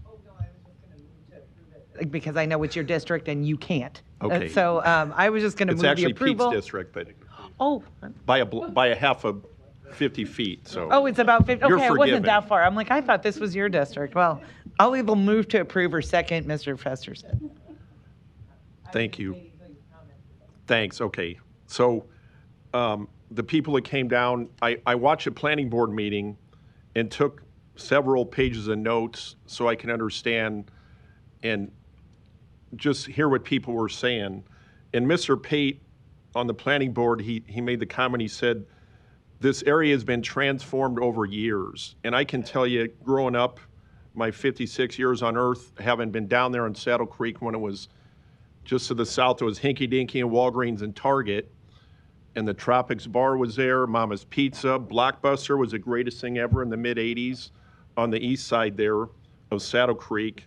And then my buddy's sister had Sunny Beaches in 1986, right in that bay on Saddle Creek. And then it was a Goodrich distribution center there in the 70s and 80s and even going back. So when I heard Mr. Pate say that, it really made me understand what the people that are speaking up just to have their voices heard on where they're coming from, having understood that area my whole life. The developers, the investment is $103 million. And change is a hard thing, but as Councilmember Festerson talked about, we're not ignoring affordable housing or the crisis we have. We are working with the mayor, and Councilmember Rowe is on a committee that's looking at it to bring our ideas together. I recently attended a groundbreaking in Columbus Park for some affordable units. It was bitter cold a few weeks back. I think there's 150 units. That's off 22nd and south of off of Pacific. So the things I'm hearing that have been addressed and will continue to be addressed, Mr. Holland, can I just ask a couple quick questions of you? So at the planning board meeting, it was discussed that you had some meetings, and I know there's some emails with the neighborhood faithful that had concerns. How many times You met with them before and after the planning board meeting, I think it was December 3rd or 4th. Is that correct? Yeah, we met before the initial planning commission meeting, and then we met after again before this meeting. And if these items are passed before us today, you're committed to have continued conversations and meetings? I am. And in the planning board meeting, you said you're committed to working with the community and the feedback, and the designs aren't finalized yet. What does that exactly mean? So on the apartment complex in particular, that's the one where we probably have the most flexibility within the confines of the zoning, right? I'm very much open to the neighborhood's input on that project. I think that came out of our meeting on the 17th where we said, hey, I don't want to hear what you don't want. Show us what you do want, right? Real examples in Omaha that you think would be a good, solid project to do here. So that's been my request. The neighborhood has provided that. And when we go to kick off formal, construction drawings, Danny, that's absolutely something that we're going to take into consideration. Okay, and I do want to stress and have you reiterate for the record, Councilmember Festerson asked you, and you had commented in the planning board meeting that the tenants that are currently under lease now, they're not going to be evicted or told to leave. Is that correct? Yeah, I'm not terminating anybody's leases or evicting anybody as part of this project. Okay, and you're committed to, I'm assuming, as you move forward, if this passes, to work with those tenants of good faith from all different ethnic backgrounds that have moved in. The Chinese restaurant been there 32 years. All the other restaurants that Councilmember Festerson mentioned. You are committed here today that you're going to work with those businesses if they want to stay. You can certainly work with them to do that. Yeah, and not just that. Some of these folks who have said, hey, long term, we just don't see this being fit for our business model. I've already done this with a couple of tenants down there, so that's fine. Let's agree to some sort of notice period where if you find another location and you want to leave, I won't make you stay, right? Even if you have another 4 years on your lease. So we've already entered into agreements like that. And one last thing is I'm listening to the good discussion today on I think, north of California on 46. On the west side, there's row houses that are there now, correct? Yep. And you're going to blend in aesthetically row houses on the east side? Is that what I heard you say? Maybe not aesthetically. I mean, to be honest with you, those are pretty modern, what were built on that side. But in terms of the concept, we do want to blend off of those, right? Okay. Where it's a tuck under garage type concept. I know the Boss Apartments across where I've lived for many years, there's row houses there, and they work to at least blend in aesthetically to the Morton Meadows neighborhood, and they did a great job there. Yep. And I know they talked to my neighbors, this is years ago when that was developed, but that was a big part of some things that were important to the neighbors. And I'm glad you're committed today to continue having those conversations with the neighbors. And again, thanks for coming down, and the ones that have reached out to me, I've appreciated the comments that I've heard, and even if they didn't give me their name, that's all right. I would prefer they would, but their messages are loud and clear, and I understand them. But again, with an investment of $103 million, we'll go ahead and take the votes here today if there's no further light. So what, Madam Clerk, just to be clear, are we voting on individually on 20 through 22? Yes, individual votes for items 20, 21, and 22. Okay. No further lights. We're voting on item 20. Roll call. We need a motion. I'm sorry, did we have a motion on that? Move to approve 20. Roll call. Festerson. Yes. Goodwin. Yes. Harding. Yes. Hug. Yes. Melton. Rowe. Mr. President. Aye. Motion passed 7-0. Motion and a second. Roll call. Festerson. Yes. Goodwin. Yes. Harding. Yes. Hug. Yes. Melton. Yes. Rowe. Yes. Mr. President. Aye. Motion passed 7-0. Motion and a second. Roll call. Festerson. Yes. Goodwin. Yes. Harding. Yes. Hug. Yes. Melton. Yes. Rowe. Mr. President. Aye. Motion passed 7-0.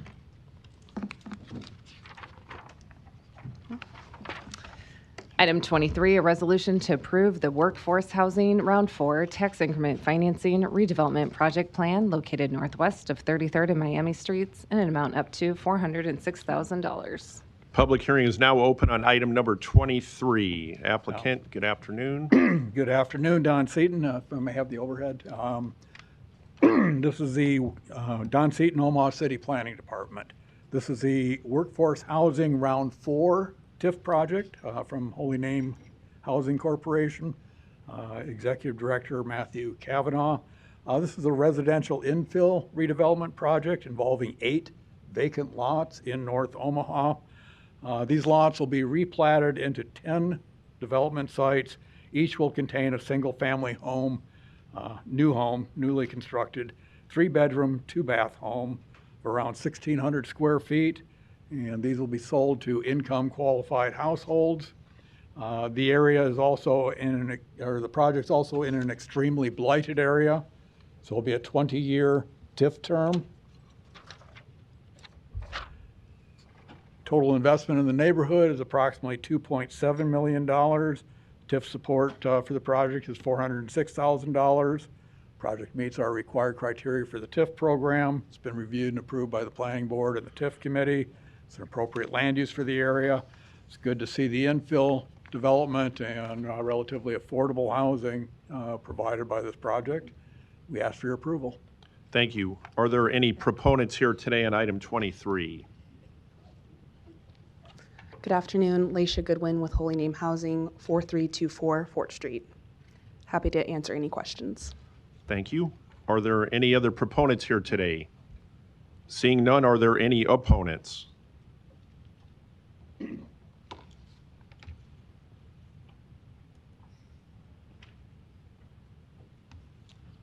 Good afternoon, Omaha City Council, Donnie R. Johnson, the Johnson Equestrian Foundation, and North Omaha Concerned Citizen Foundation, 4928 North 52nd Street. I support Mrs. Goodwin and Mr. Don program, but can you folks have those builders increase their wheel tax and lower the wheel tax on consumers? We're getting hit with a $50 wheel tax. Thank you. Are there any other opponents here today? Seeing none, public hearing is closed. Oh, I'm sorry. Councilmember Goodwin, you're recognized. Thank you, Mr. President. Ms. Goodwin, if you could come to the floor. I think this is the exact thing we were talking about in the previous conversation, affordable housing. So I think it would be good for us to just understand, one, what does it look like for these income qualified households? Yes, so for this particular project, the funding source is the Middle Income Workforce Housing Fund that is offered through the state of Nebraska. And our goal is to create a product that not only lowers the barrier to entry for home ownership for more moderate incomes. So that's going to look like a demographic between 80 to 120% of the area median income. And so those look like young professionals and small families. Thank you. And then will there be any site preparation that you foresee in these 8 lots? Yes, so as Mr. Seaton mentioned, I'll use the projector here, these are currently vacant lots. And so we typically do some grading and excavating on these sites. Typically we run into some minor challenges like existing basements from previous demolitions. Our project also includes adding new sidewalks, street cuts, and utilities to the site. Thank you. This had come up in an earlier conversation, so it's somewhat laying the foundation for the fact that so many of these projects, specifically in this surrounding area, do have extensive site preparation that might not exist in other types of development. So thank you for that. No further questions. Thank you. Councilmember Hug, you're recognized.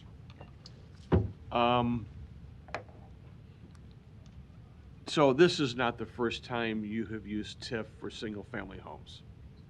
To my understanding, I'm relatively new with the organization. I believe we've used it one other time for single family.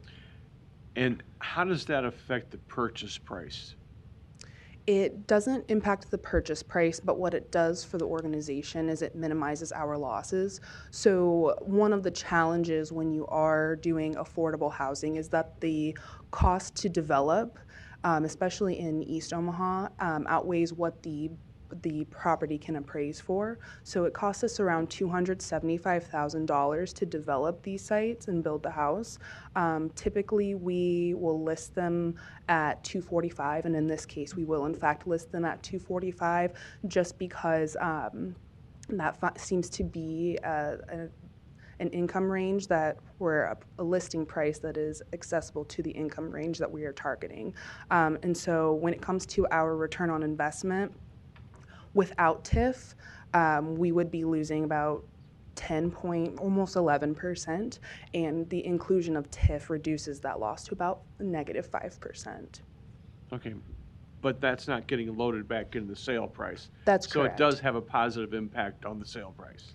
You could say that, yes. Okay, so the important thing I want everybody to look at and to realize is TIF can be used for single-family homes. So you guys are doing a great job. Thank you. Certainly. Thank you. No further lights. Motion and a second. Roll call. Festerson. Goodwin. Harding. Yes. Hug. Melton. Rowe. Mr. President. Aye. Motion passed 7-0. Item 24, a resolution to approve the Mariah Intergenerational Center Tax Increment Financing Redevelopment Project Plan located at 2601 North 24th Street in an amount up to $1,182,400. Public hearing is now open on item 24. Mr. Seaton, good afternoon. Yeah, good afternoon. Don Seaton, Omaha City Planning Department. This project's located at 2602 North 24th Street in North Omaha. The site contains a small worn-out building that will be removed. A new 3-story community facility will be built. There'll be a restaurant and a second commercial bay on the main floor. There will also be a public assembly space, kind of an event space, second floor classrooms, and 5 to 7 office spaces on the third floor. The developer is Mariah Intergenerational Center, Inc., managed by Reverend Lassiter. The total investment in the neighborhood is about $6.5 million. The TIF support for the project is $1,182,400. There's also a grant from the State Department of Economic Development that assists the project. And this project meets our required criteria for the TIF program. It's an appropriate land use for the area. It's in a nice amenity for the neighborhood and complies with the goals of the city's master plan. We ask for your approval. Thank you. Are there any proponents here today?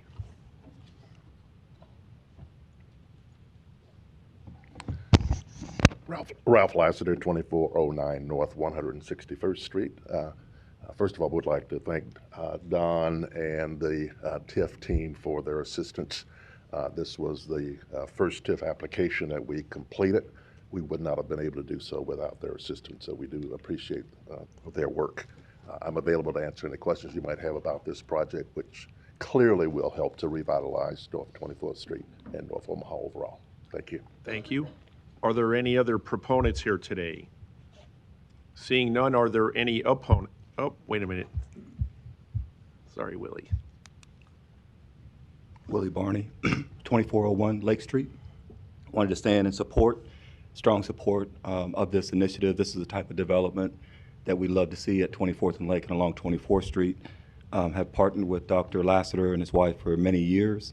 I've seen them very active in the community in many different perspectives, but has presented this project in front of hundreds of people in the community, very, very well received. So we wanted to stand and support and appreciate the investment that he's making in the community. Thank you.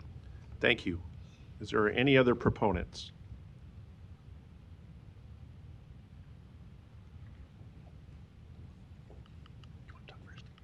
Bridget Hadley, City Planning. I just want to speak to, because I know sometimes neighborhood folks and others don't really understand how long some of these projects take to even come to you all. And I just want to say that we've been talking with Dr. Lassiter about redeveloping on North 24th Street for a few years, maybe many. And it surprises me sometimes how we can talk with someone about a TIF project, and it may take 5, 10 years sometimes before they can make it pencil out and actually come to fruition.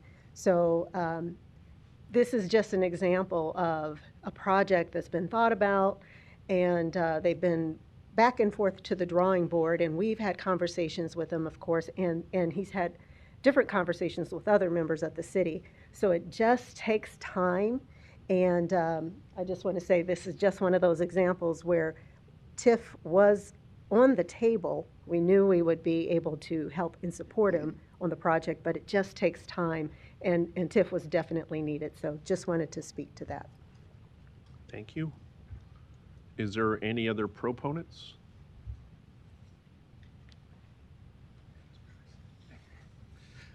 Winsley Durand, 16463 Monroe Street. As a member of the 24th Street BID, this is the kind of development that we would like to see along the 24th Street corridor, and we're in support of it. Thank you. Any other proponents? Seeing none, are there any opponents? Public hearing is closed. Councilmember Goodwin, you're recognized. And Pastor Lassiter, if you can come back to the podium, please. This is an exciting project. Infill development is critical to this area. Can you tell us where you're at in the phase? I know you've done some site development prior to this. What phase are you in now?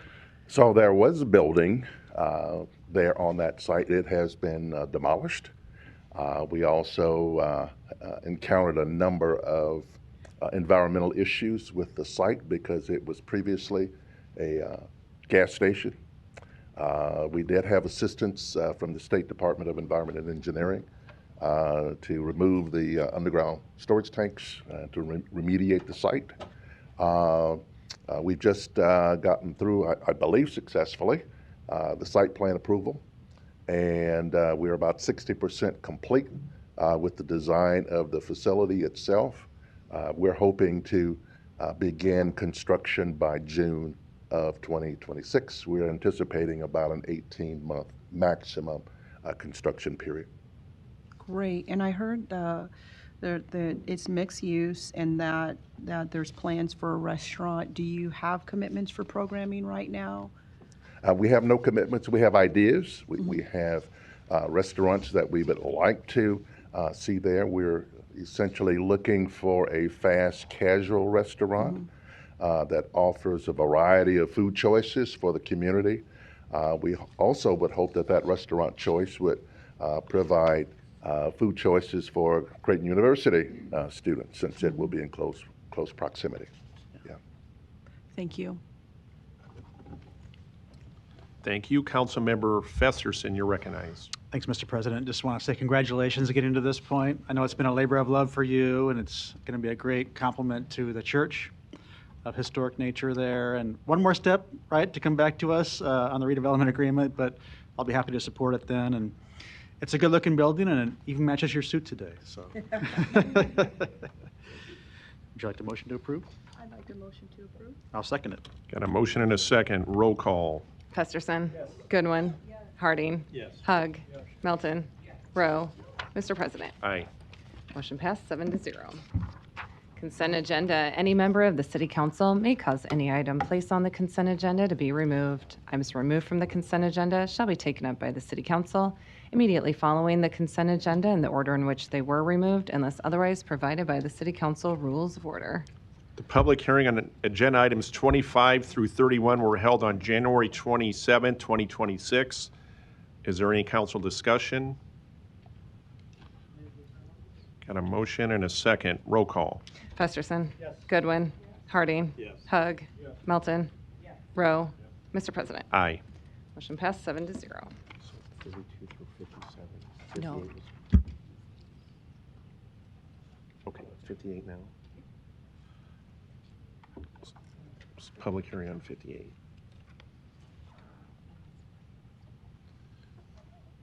You pull in 58? Yeah. Oh, okay. So, sorry, so we do 32 through 57? Okay, so, Yeah, I'd like to remove 58 from the consent agenda. thank you. So do we gotta vote on it? Okay. So 58 has been pulled from the consent agenda. The public hearing on agenda items 32 through 57 are today. If you wish to address the city council regarding these items, please come to the microphone, indicate the agenda number you wish to address, identify yourself by your name, address, who you represent, if you are a proponent or opponent. Public hearing is now open. Are there any proponents? Seeing none, are there any opponents? Public opponents. Luis here, minus 2709 Dewey Avenue. I am a proponent of items 32 to 57, accepting 55. Thank you. Thank you. Are there any other opponents? Public hearing is closed. A motion and a second. Roll call.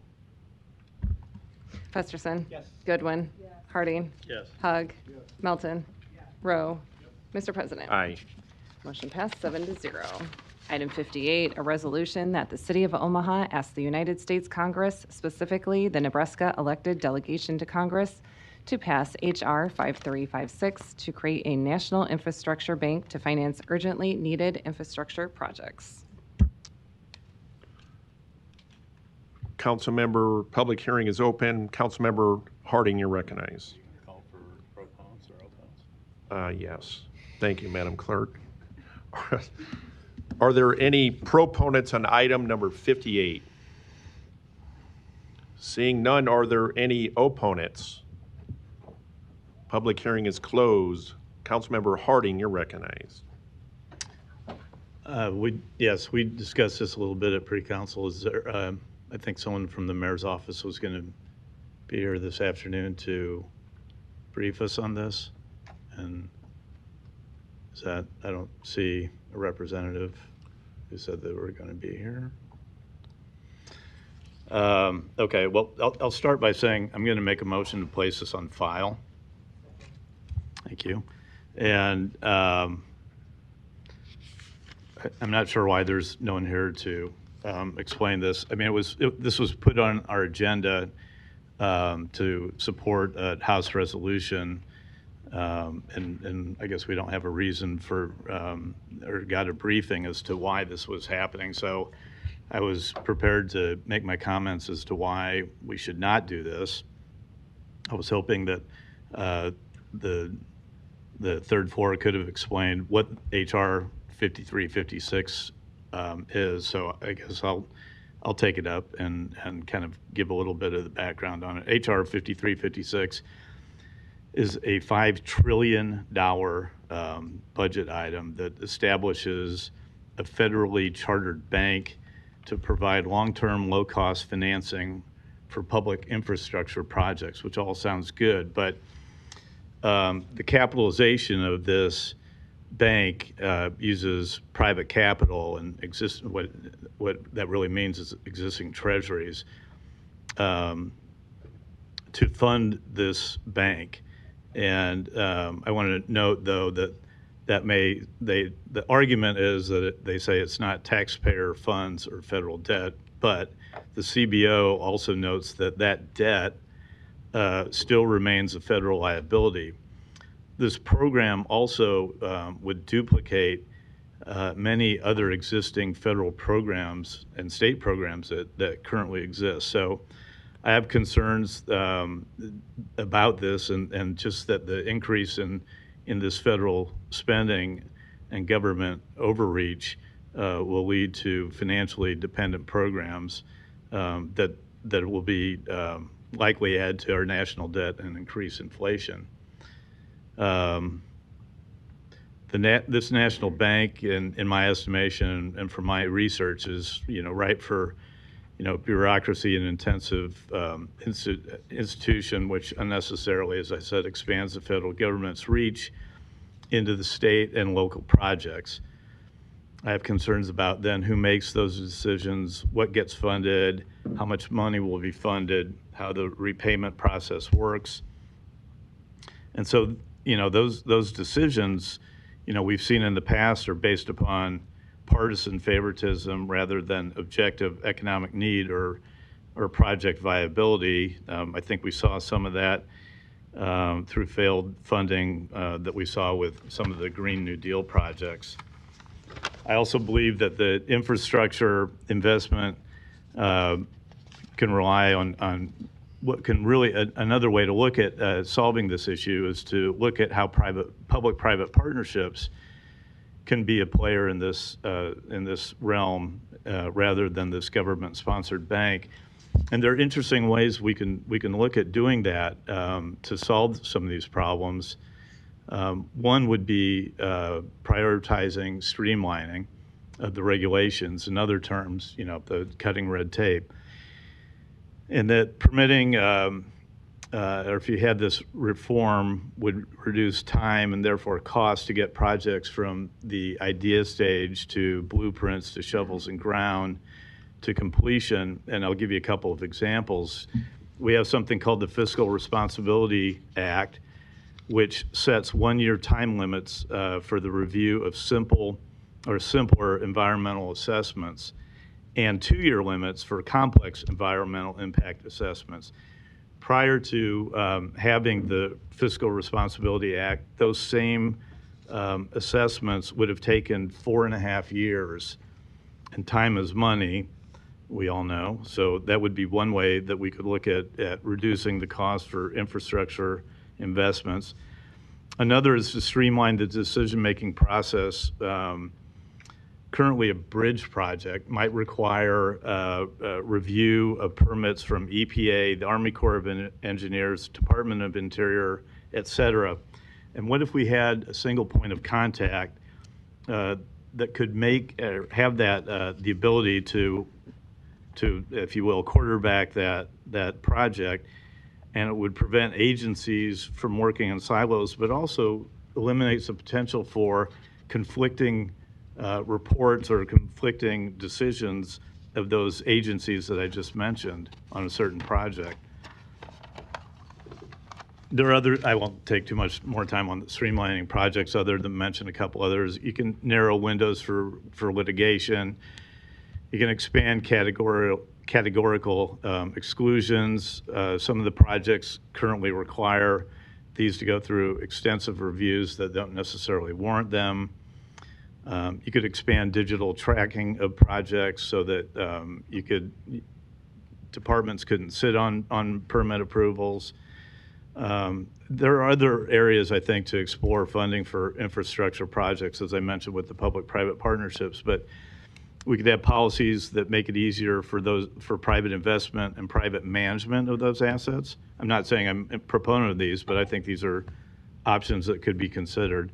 You could shore up programs like the Highway Trust Fund so that currently EVs don't contribute to their fair share for the use of transportation systems.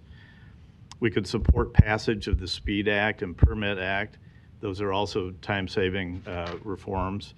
And you could have expansion of tax credits and tax credit programs like new market tax credits and opportunity zones. And these are just some of the issues and concerns I would have before blindly voting to support this resolution today, which we had not been briefed on previously.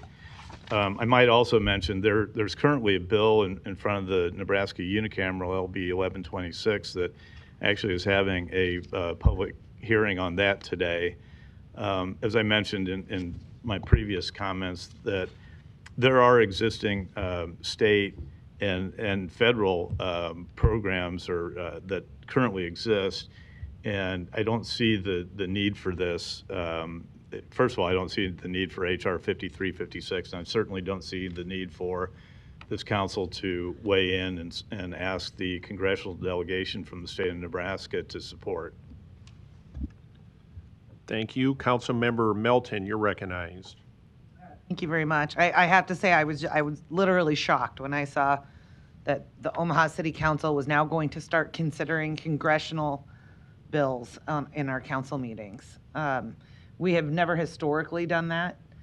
In fact, we quit doing legislative bills for the legislature a number of years ago because it seemed to me we were taking up 3, 4, even sometimes 5 hours debating a legislative bill that the legislature is going to vote on. We were elected as Omaha City Council. We were elected to debate things that were coming that the Omaha City Council is going to vote on. Really, our meetings could last days if we're going to start debating all of the bills that are going in front of the legislature, that the legislature was elected to vote on, and now we're going to add the U.S. Congress. Number one, to this resolution, we are asked to support a resolution 5356, yet the resolution's not attached. So it's not even attached to our agenda. I guess I'm supposed to blindly vote on something that somebody else did a one-page summary of. Number two, there is a cost because in this bill, there is an appropriation I believe it's going to cost about $50 million per year just to administer it. So they might not be using the $5 trillion, might not be actual taxpayer dollars, although the loans are backed by them. There's always that administration cost. So that's another $50 million. But let me just, whether you support it or not, let me just educate everyone as to where we are in this process. This bill was introduced by Congressman Davis from Illinois. He has 53 co-sponsors, all of which are Democratic. I think in our pre-council meeting, it was stated that it was bipartisan. There isn't one single Republican on here, so that it's not bipartisan. I might support it anyway. I don't know. But what happened is it literally just got introduced to committees September 15th of 2025. So where this bill is, it actually goes through 7 committees. So it's currently sitting in the Budget Committee, Education and Workforce Committee, Energy and Commerce Committee, Financial Services Committee, Natural Resources Committee, Transportation and Infrastructure Committee, and last but not least, the Ways and Means, which might be one of the most important ones because that's about the money. It's sitting at committee. So there's no amendments to it yet because it actually has to go through the process of 7 committees. It is so premature for us to be even voting to support this because this bill isn't anywhere near what it would end up being. So I'm not going to put my name on something now that says I support this when, well, 6 months from now, this bill could look very, very much different than what it does. And that's what happens with bills. Now you're going to have maybe other people that are going to come in and talk about it, and they're going to make compromises. And some of the people who vote yes on today's bill might not like the compromises and might not like the end result. Now, for me, I don't know what's in it. I may not support it. I may support what Brinker said, that there's other ways to do it. But until I see the final bill, there's no way I can give my opinion. And I just want to make another opinion. I just want to note, next week, are we going to see a resolution to support or not support funding of Homeland Security? Because I'm sure we'd spend a lot of hours on that if we had proponents and opponents. That's coming up. That's the next one. We passed the bill today, but in 2 weeks, they're going to have a vote on Homeland Security. Are we going to see a resolution? Did we see a resolution on the minibus appropriations package, which all these things significantly affect Omaha, not just this infrastructure, but it was by one of our congressmen, and it was to reduce child trafficking and prevention project, which actually provided $2 million for the University of Nebraska at Omaha. So it was $2 million actually put into our city to prevent child trafficking. It also included money for Encompass Omaha, and it actually went to the city of Omaha for a hospital-based violence intervention program. It was about $500,000. I didn't see any resolutions for that. I did not see a resolution to support the Infrastructure Investment and Jobs Act. That's all about infrastructure. That was $94.1 million for Epley Airfield. We didn't do a resolution on that. Was it because it was Congressman Bacon, Senator Ricketts, and Senator Fisher that were proposing it? I would like to think not. I would like to think it's because historically, this council doesn't vote on congressional or Senate bills. And I'd rather not start now. And by the way, for 2026, which we didn't do a resolution on just for this year, there's another $10 million for the airport infrastructure for Eppley Airfield, specifically for Omaha. 1 year ago, there was no resolution in support of the Back the Blue Act, which ensured those who risk their lives to protect us, including firefighters, paramedics, law enforcement. We didn't do a resolution on that. We didn't do a resolution for Senator Ricketts' bill improving the federal environmental review and permitting process, which I think Councilman Harding just brought up, identifying it will help infrastructure if we can streamline the permitting process. I really could go on, but the mayor has the ability to draft a letter. The mayor can send a letter on behalf of the mayor of Omaha. The mayor can send it to every single congressman in Washington and every senator. He has that right. He has that ability. This city council can send a letter, and we often do. We draft letters, and we send them down to our state legislatures. We've sent them to our congressmen, and the letter is sent out to all 7 of us, and do you want to sign this or not? Sometimes all 7 of us sign it.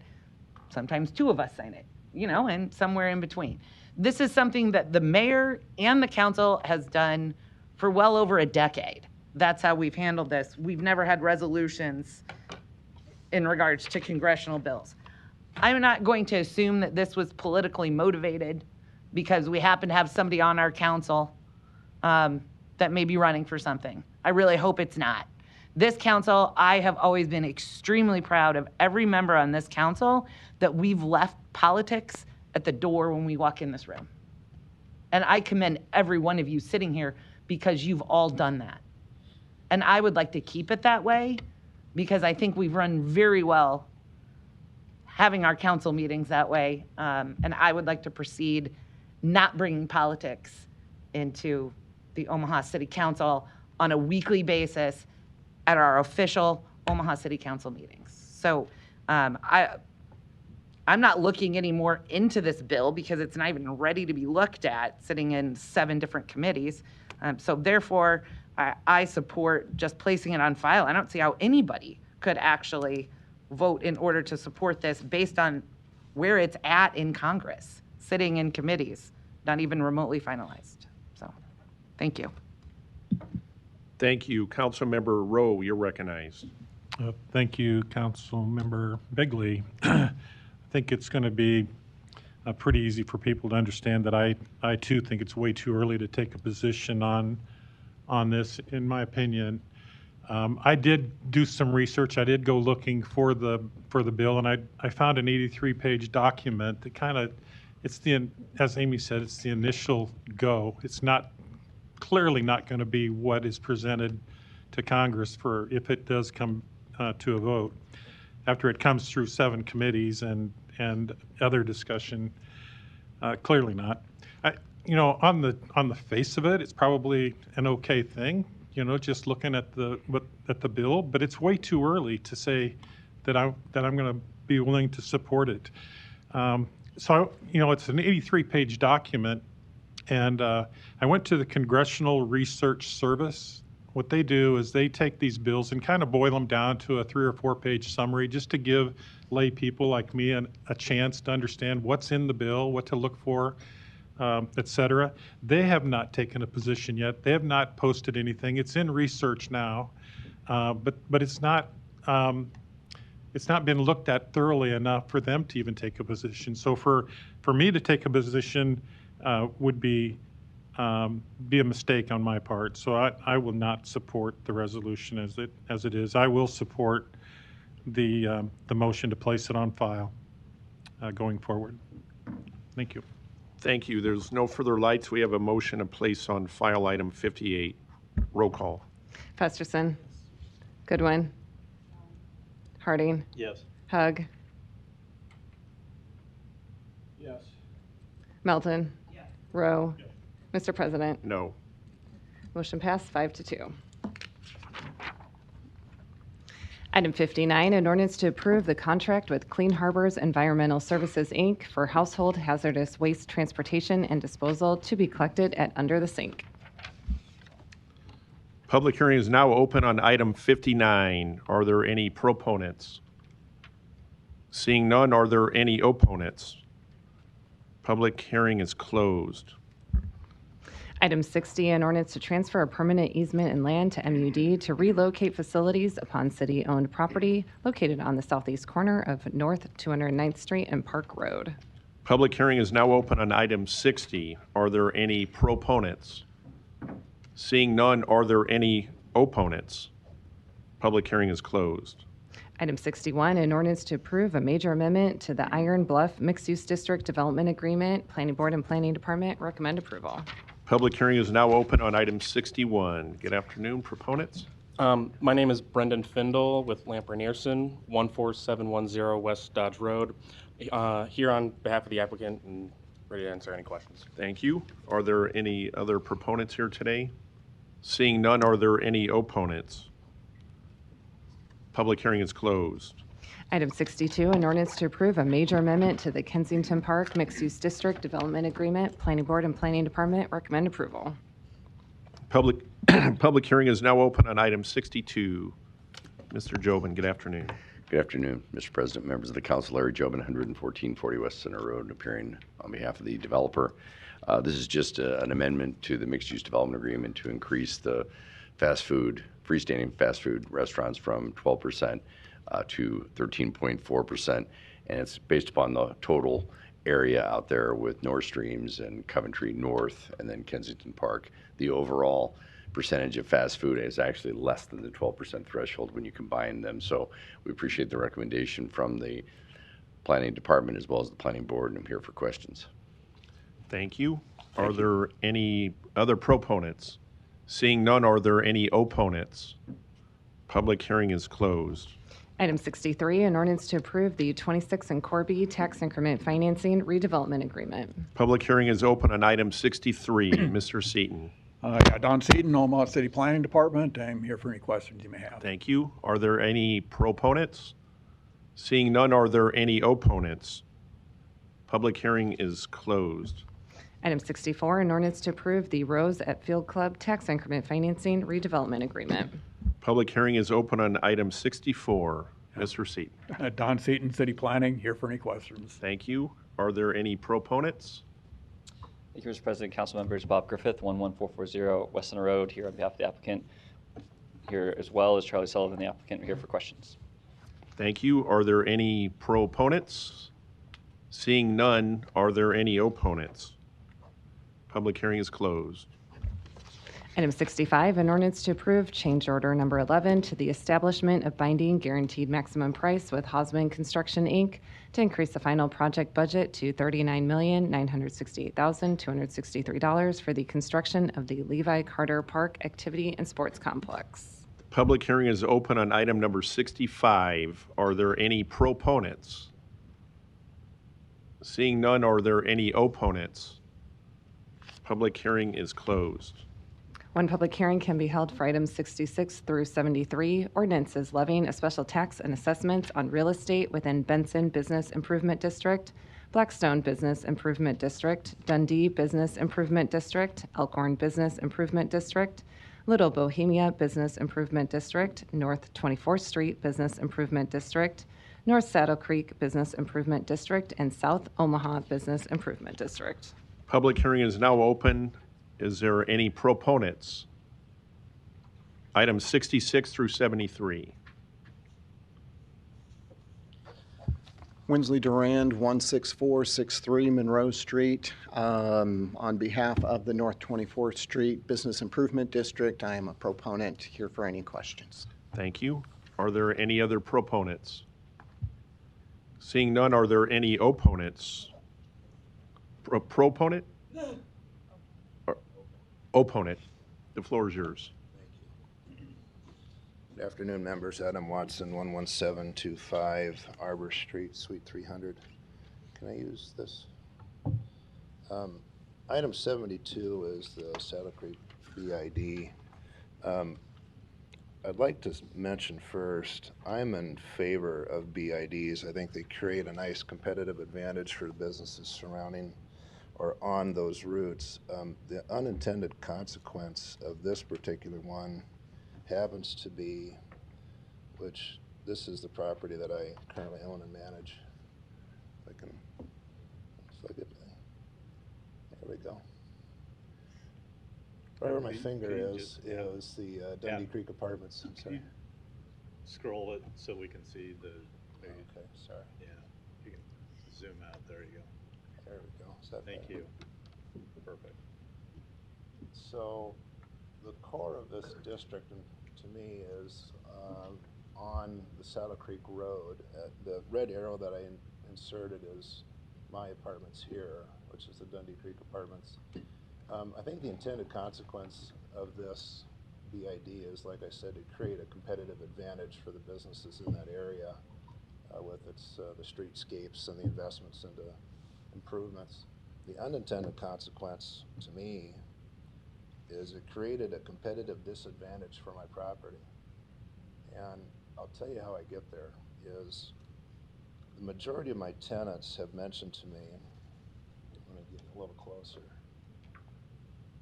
is although they're within proximity, and I appreciate the process of drawing the map and getting to a district. However, my property can't easily access Saddle Creek on the core of this district.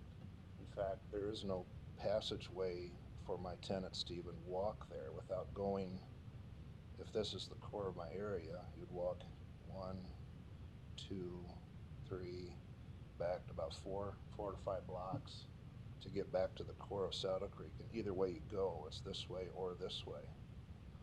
So my tenants can't easily walk to it. They can't see it. So there's no real advantage for me to be in this district. There's honestly a competitive disadvantage because the other apartments in this area are just closer, substantially closer by several blocks. So not only do I not have an advantage, I have a disadvantage because now those properties can say, well, we have this great amenity right next door to us. We can raise our rents to offset our increase in taxes. It's a benefit. I don't have that benefit. My tenants don't have that benefit. So in essence, I'm subsidizing my competitor's advantage. Your 3-minute time has expired. Thanks for being here today. Thank you. Are there any other opponents on items number 66 through 73?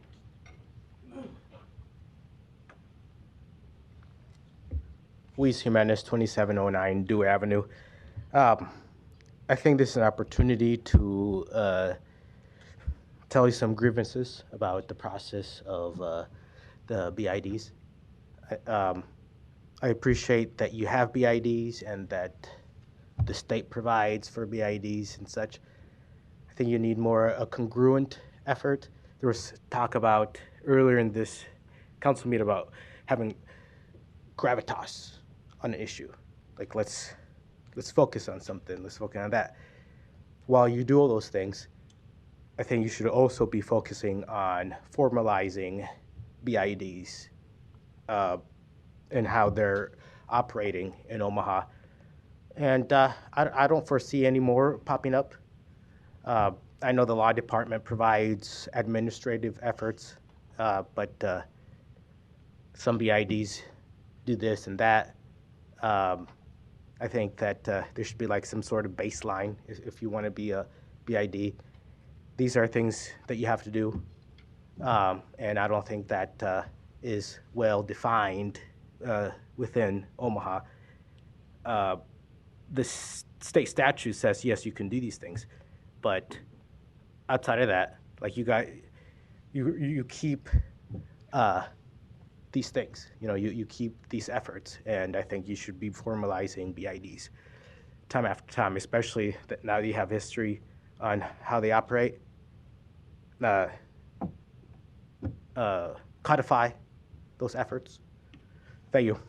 Thank you. Are there any other opponents? Public hearing is closed. Councilmember Melton, you're recognized.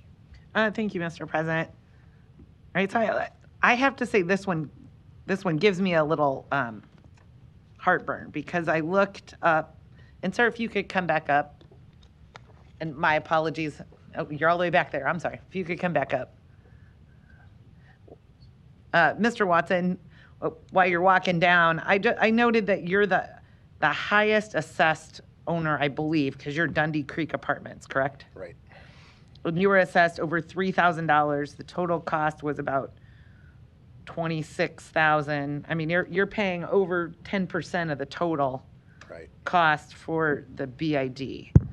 I actually kind of see your point. I don't have that map attached to our agenda. Do you happen to have that? Yeah, I'm sorry. Oh, I'm sorry.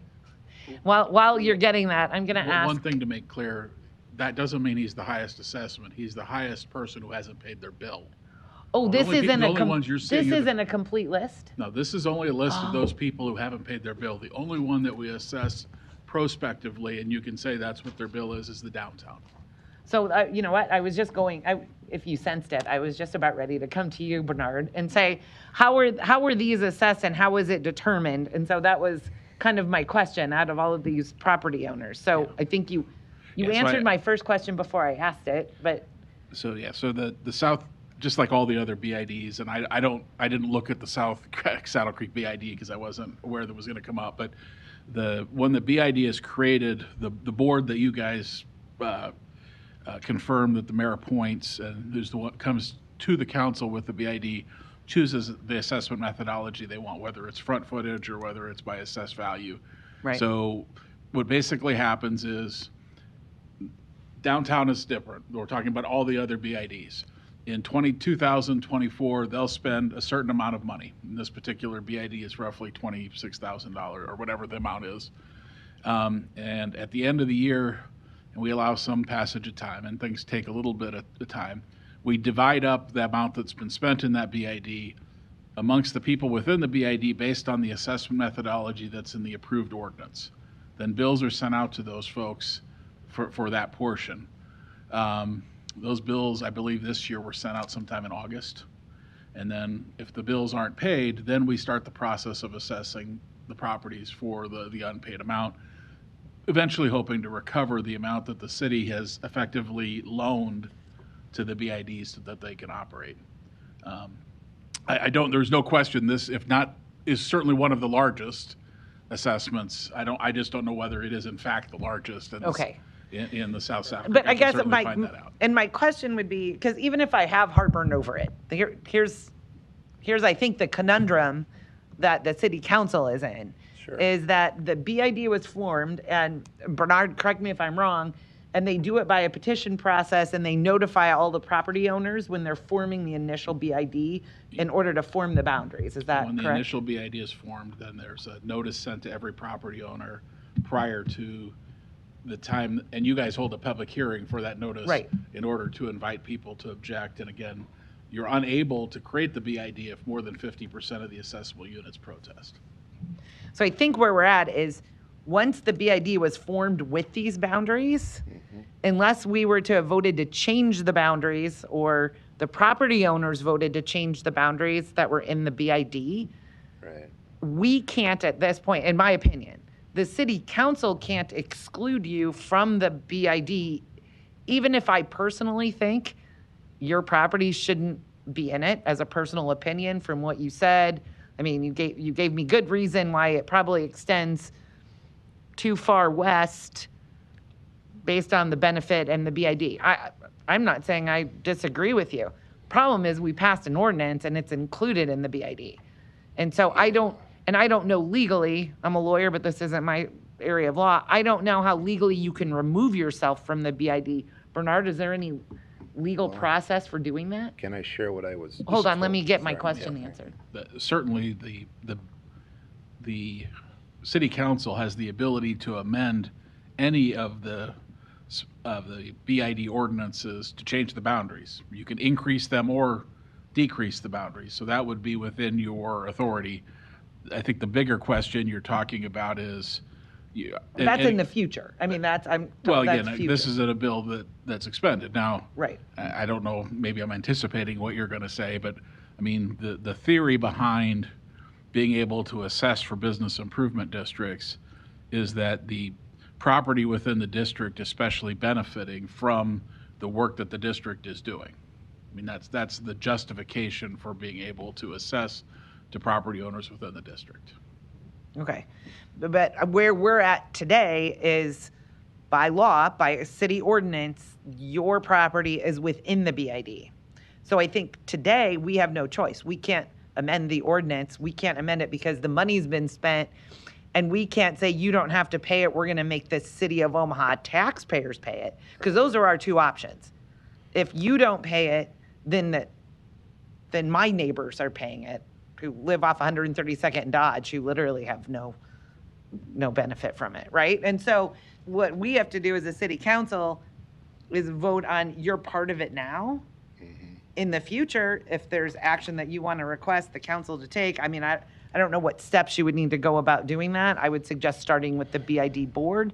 But where we're currently at is whether we think you should be included or not, we have to assess the property for this amount because the money's already been spent. And I can't tell the taxpayers of Omaha they have to pay that $3,000 after I've already approved the boundaries. So I just wanted to let you know the position we're in. Understand. I'd add to that if I can. I'll give you I wanted to let you know what my opinion was. If you have something in relation to what my opinion is or why I have it, feel free to ask. So when I got the invoice for the assessment, I called because I said, hey, I'd like to object to this. They said, well, don't pay the bill and come to this hearing. Right. So I mean, if you want to appeal, right. So that was, you have that right to do my so. appeal process to it was this. Correct. And now I'm giving you, so I have the right to appeal cases to the Court of Appeals if I lose a trial, right? Right. But it doesn't mean I'm going to win.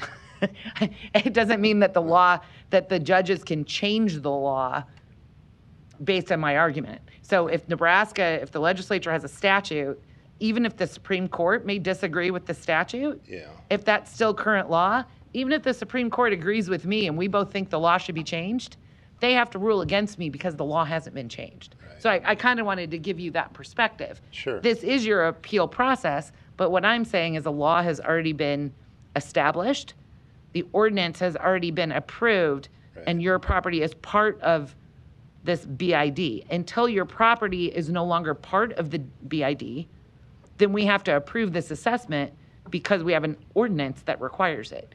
Understood. And what I'm telling you is if we were to say, you know what, we're going to override this, you probably shouldn't be a part of it. The person that has to pay for it, it's not like the bill just goes away.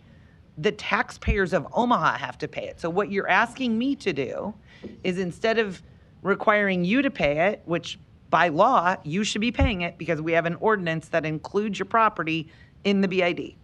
That's the law. So the law says you have to pay this amount. If I override that law, then what I'm saying is everybody else's neighbors who don't live anywhere near here, maybe Danny, because he might live near this area, but other than Danny, you're saying that my neighbors and Don's neighbors and Lavania's neighbors have to pay this assessment. That those are the taxpayers of Omaha. So until the law's changed and you get yourself removed from the BID, if you're able to, I mean, you're going to have to take those steps, but that's in the future. In the past, I have to follow the current City of Omaha ordinance where your property is included in the BID. Therefore, you have to pay the assessment because the money's already been spent. And I'm not going to tell the taxpayers of Omaha they have to pay your debt. I mean, so I just want you to know, I kind of agree with you where your property is, but that's not what I vote on today. Understand. I got to vote on what the current law is and what the current law requires. You're going to need to get the law changed, the law being the ordinance, if you don't want to pay in the future. My perspective on it is not as an attorney. This is a group of folks that have a bar tab, and I'm just one less person to pay. So in essence, I'm saying, well, split that. But the bar owner shouldn't have to pay the tab, right? I mean, no, split it whoever's left and that ate the food and drank the I'll go ahead and stick to my legal argument on equity for the taxpayers of Omaha because that's unfortunately what I was, or fortunately what I was elected to do. Right. Thank you. Councilmember Festerson, you're recognized. I'll simply just add that, yeah, this is an assessment from 2024 we're talking about here today that's already been through the Board of Equalization, so this must happen and will happen next week. I don't object to you being here as a matter of process, but I would say I disagree with your analysis. I believe you do, and your property does benefit from the BID and the $5 million of infrastructure that just happened right there. And some of those improvements are within a half a block of your property. I think in most BIDs, when there's a large multifamily property nearby, capital improvements like this, they are included. And we had that discussion, I think, 3 years ago when this first was created. But if you're feeling you're not getting all you want out of the BID right now or going forward, I think that's right. You should engage the BID themselves and the chairman as a matter of a first step and see if there's a way to rectify that, or maybe make sure that what they're doing now and in the future does meet your satisfaction. That'd be my recommendation for now. Thanks. Thank you. Let's see. Item 74, an ordinance to approve amendment number 2 to the interlocal agreement for fire and emergency services with Elkhorn Suburban Fire Protection District Number 2 for the purchase of 2 weed trucks at a total cost to the city of $60,000. Public hearing is now open on item 74. Are there any proponents? Seeing none, are there any opponents? Public hearing is closed. Councilmember Festerson, you're recognized? Not. Okay, thank you. Item 75, an ordinance to accept the bid award of Allstate Pest Control, Inc. to provide pest control services for the Omaha Fire Department. Public hearing is now open on item 75. Are there any proponents? Seeing none, are there any opponents? Public hearing is closed. Item 76, an ordinance to approve a contract with Armored Knights, Inc. for armored car service in the amount of $93,126 annually. Public hearing is now open on item 76. Are there any proponents? Seeing none, are there any opponents? Public hearing is closed. Item 77, an ordinance to approve an agreement with the Nebraska State Probation District 4A in the amount of $13,000 and to authorize funding for such agreement from the City of Omaha's fiscal year 2023 Project Safe Neighborhoods Grant Award. Public hearing is now open on item 77. Are there any proponents? Seeing none, are there any opponents? Public hearing is closed. Non-action items, items 78 through 87, do not require public hearing or city council consideration at this meeting, but will be placed on a future agenda for public hearing and/or vote. The reason for non-action is noted after the item on the agenda, as well as the date the item is expected to appear on agenda for consideration.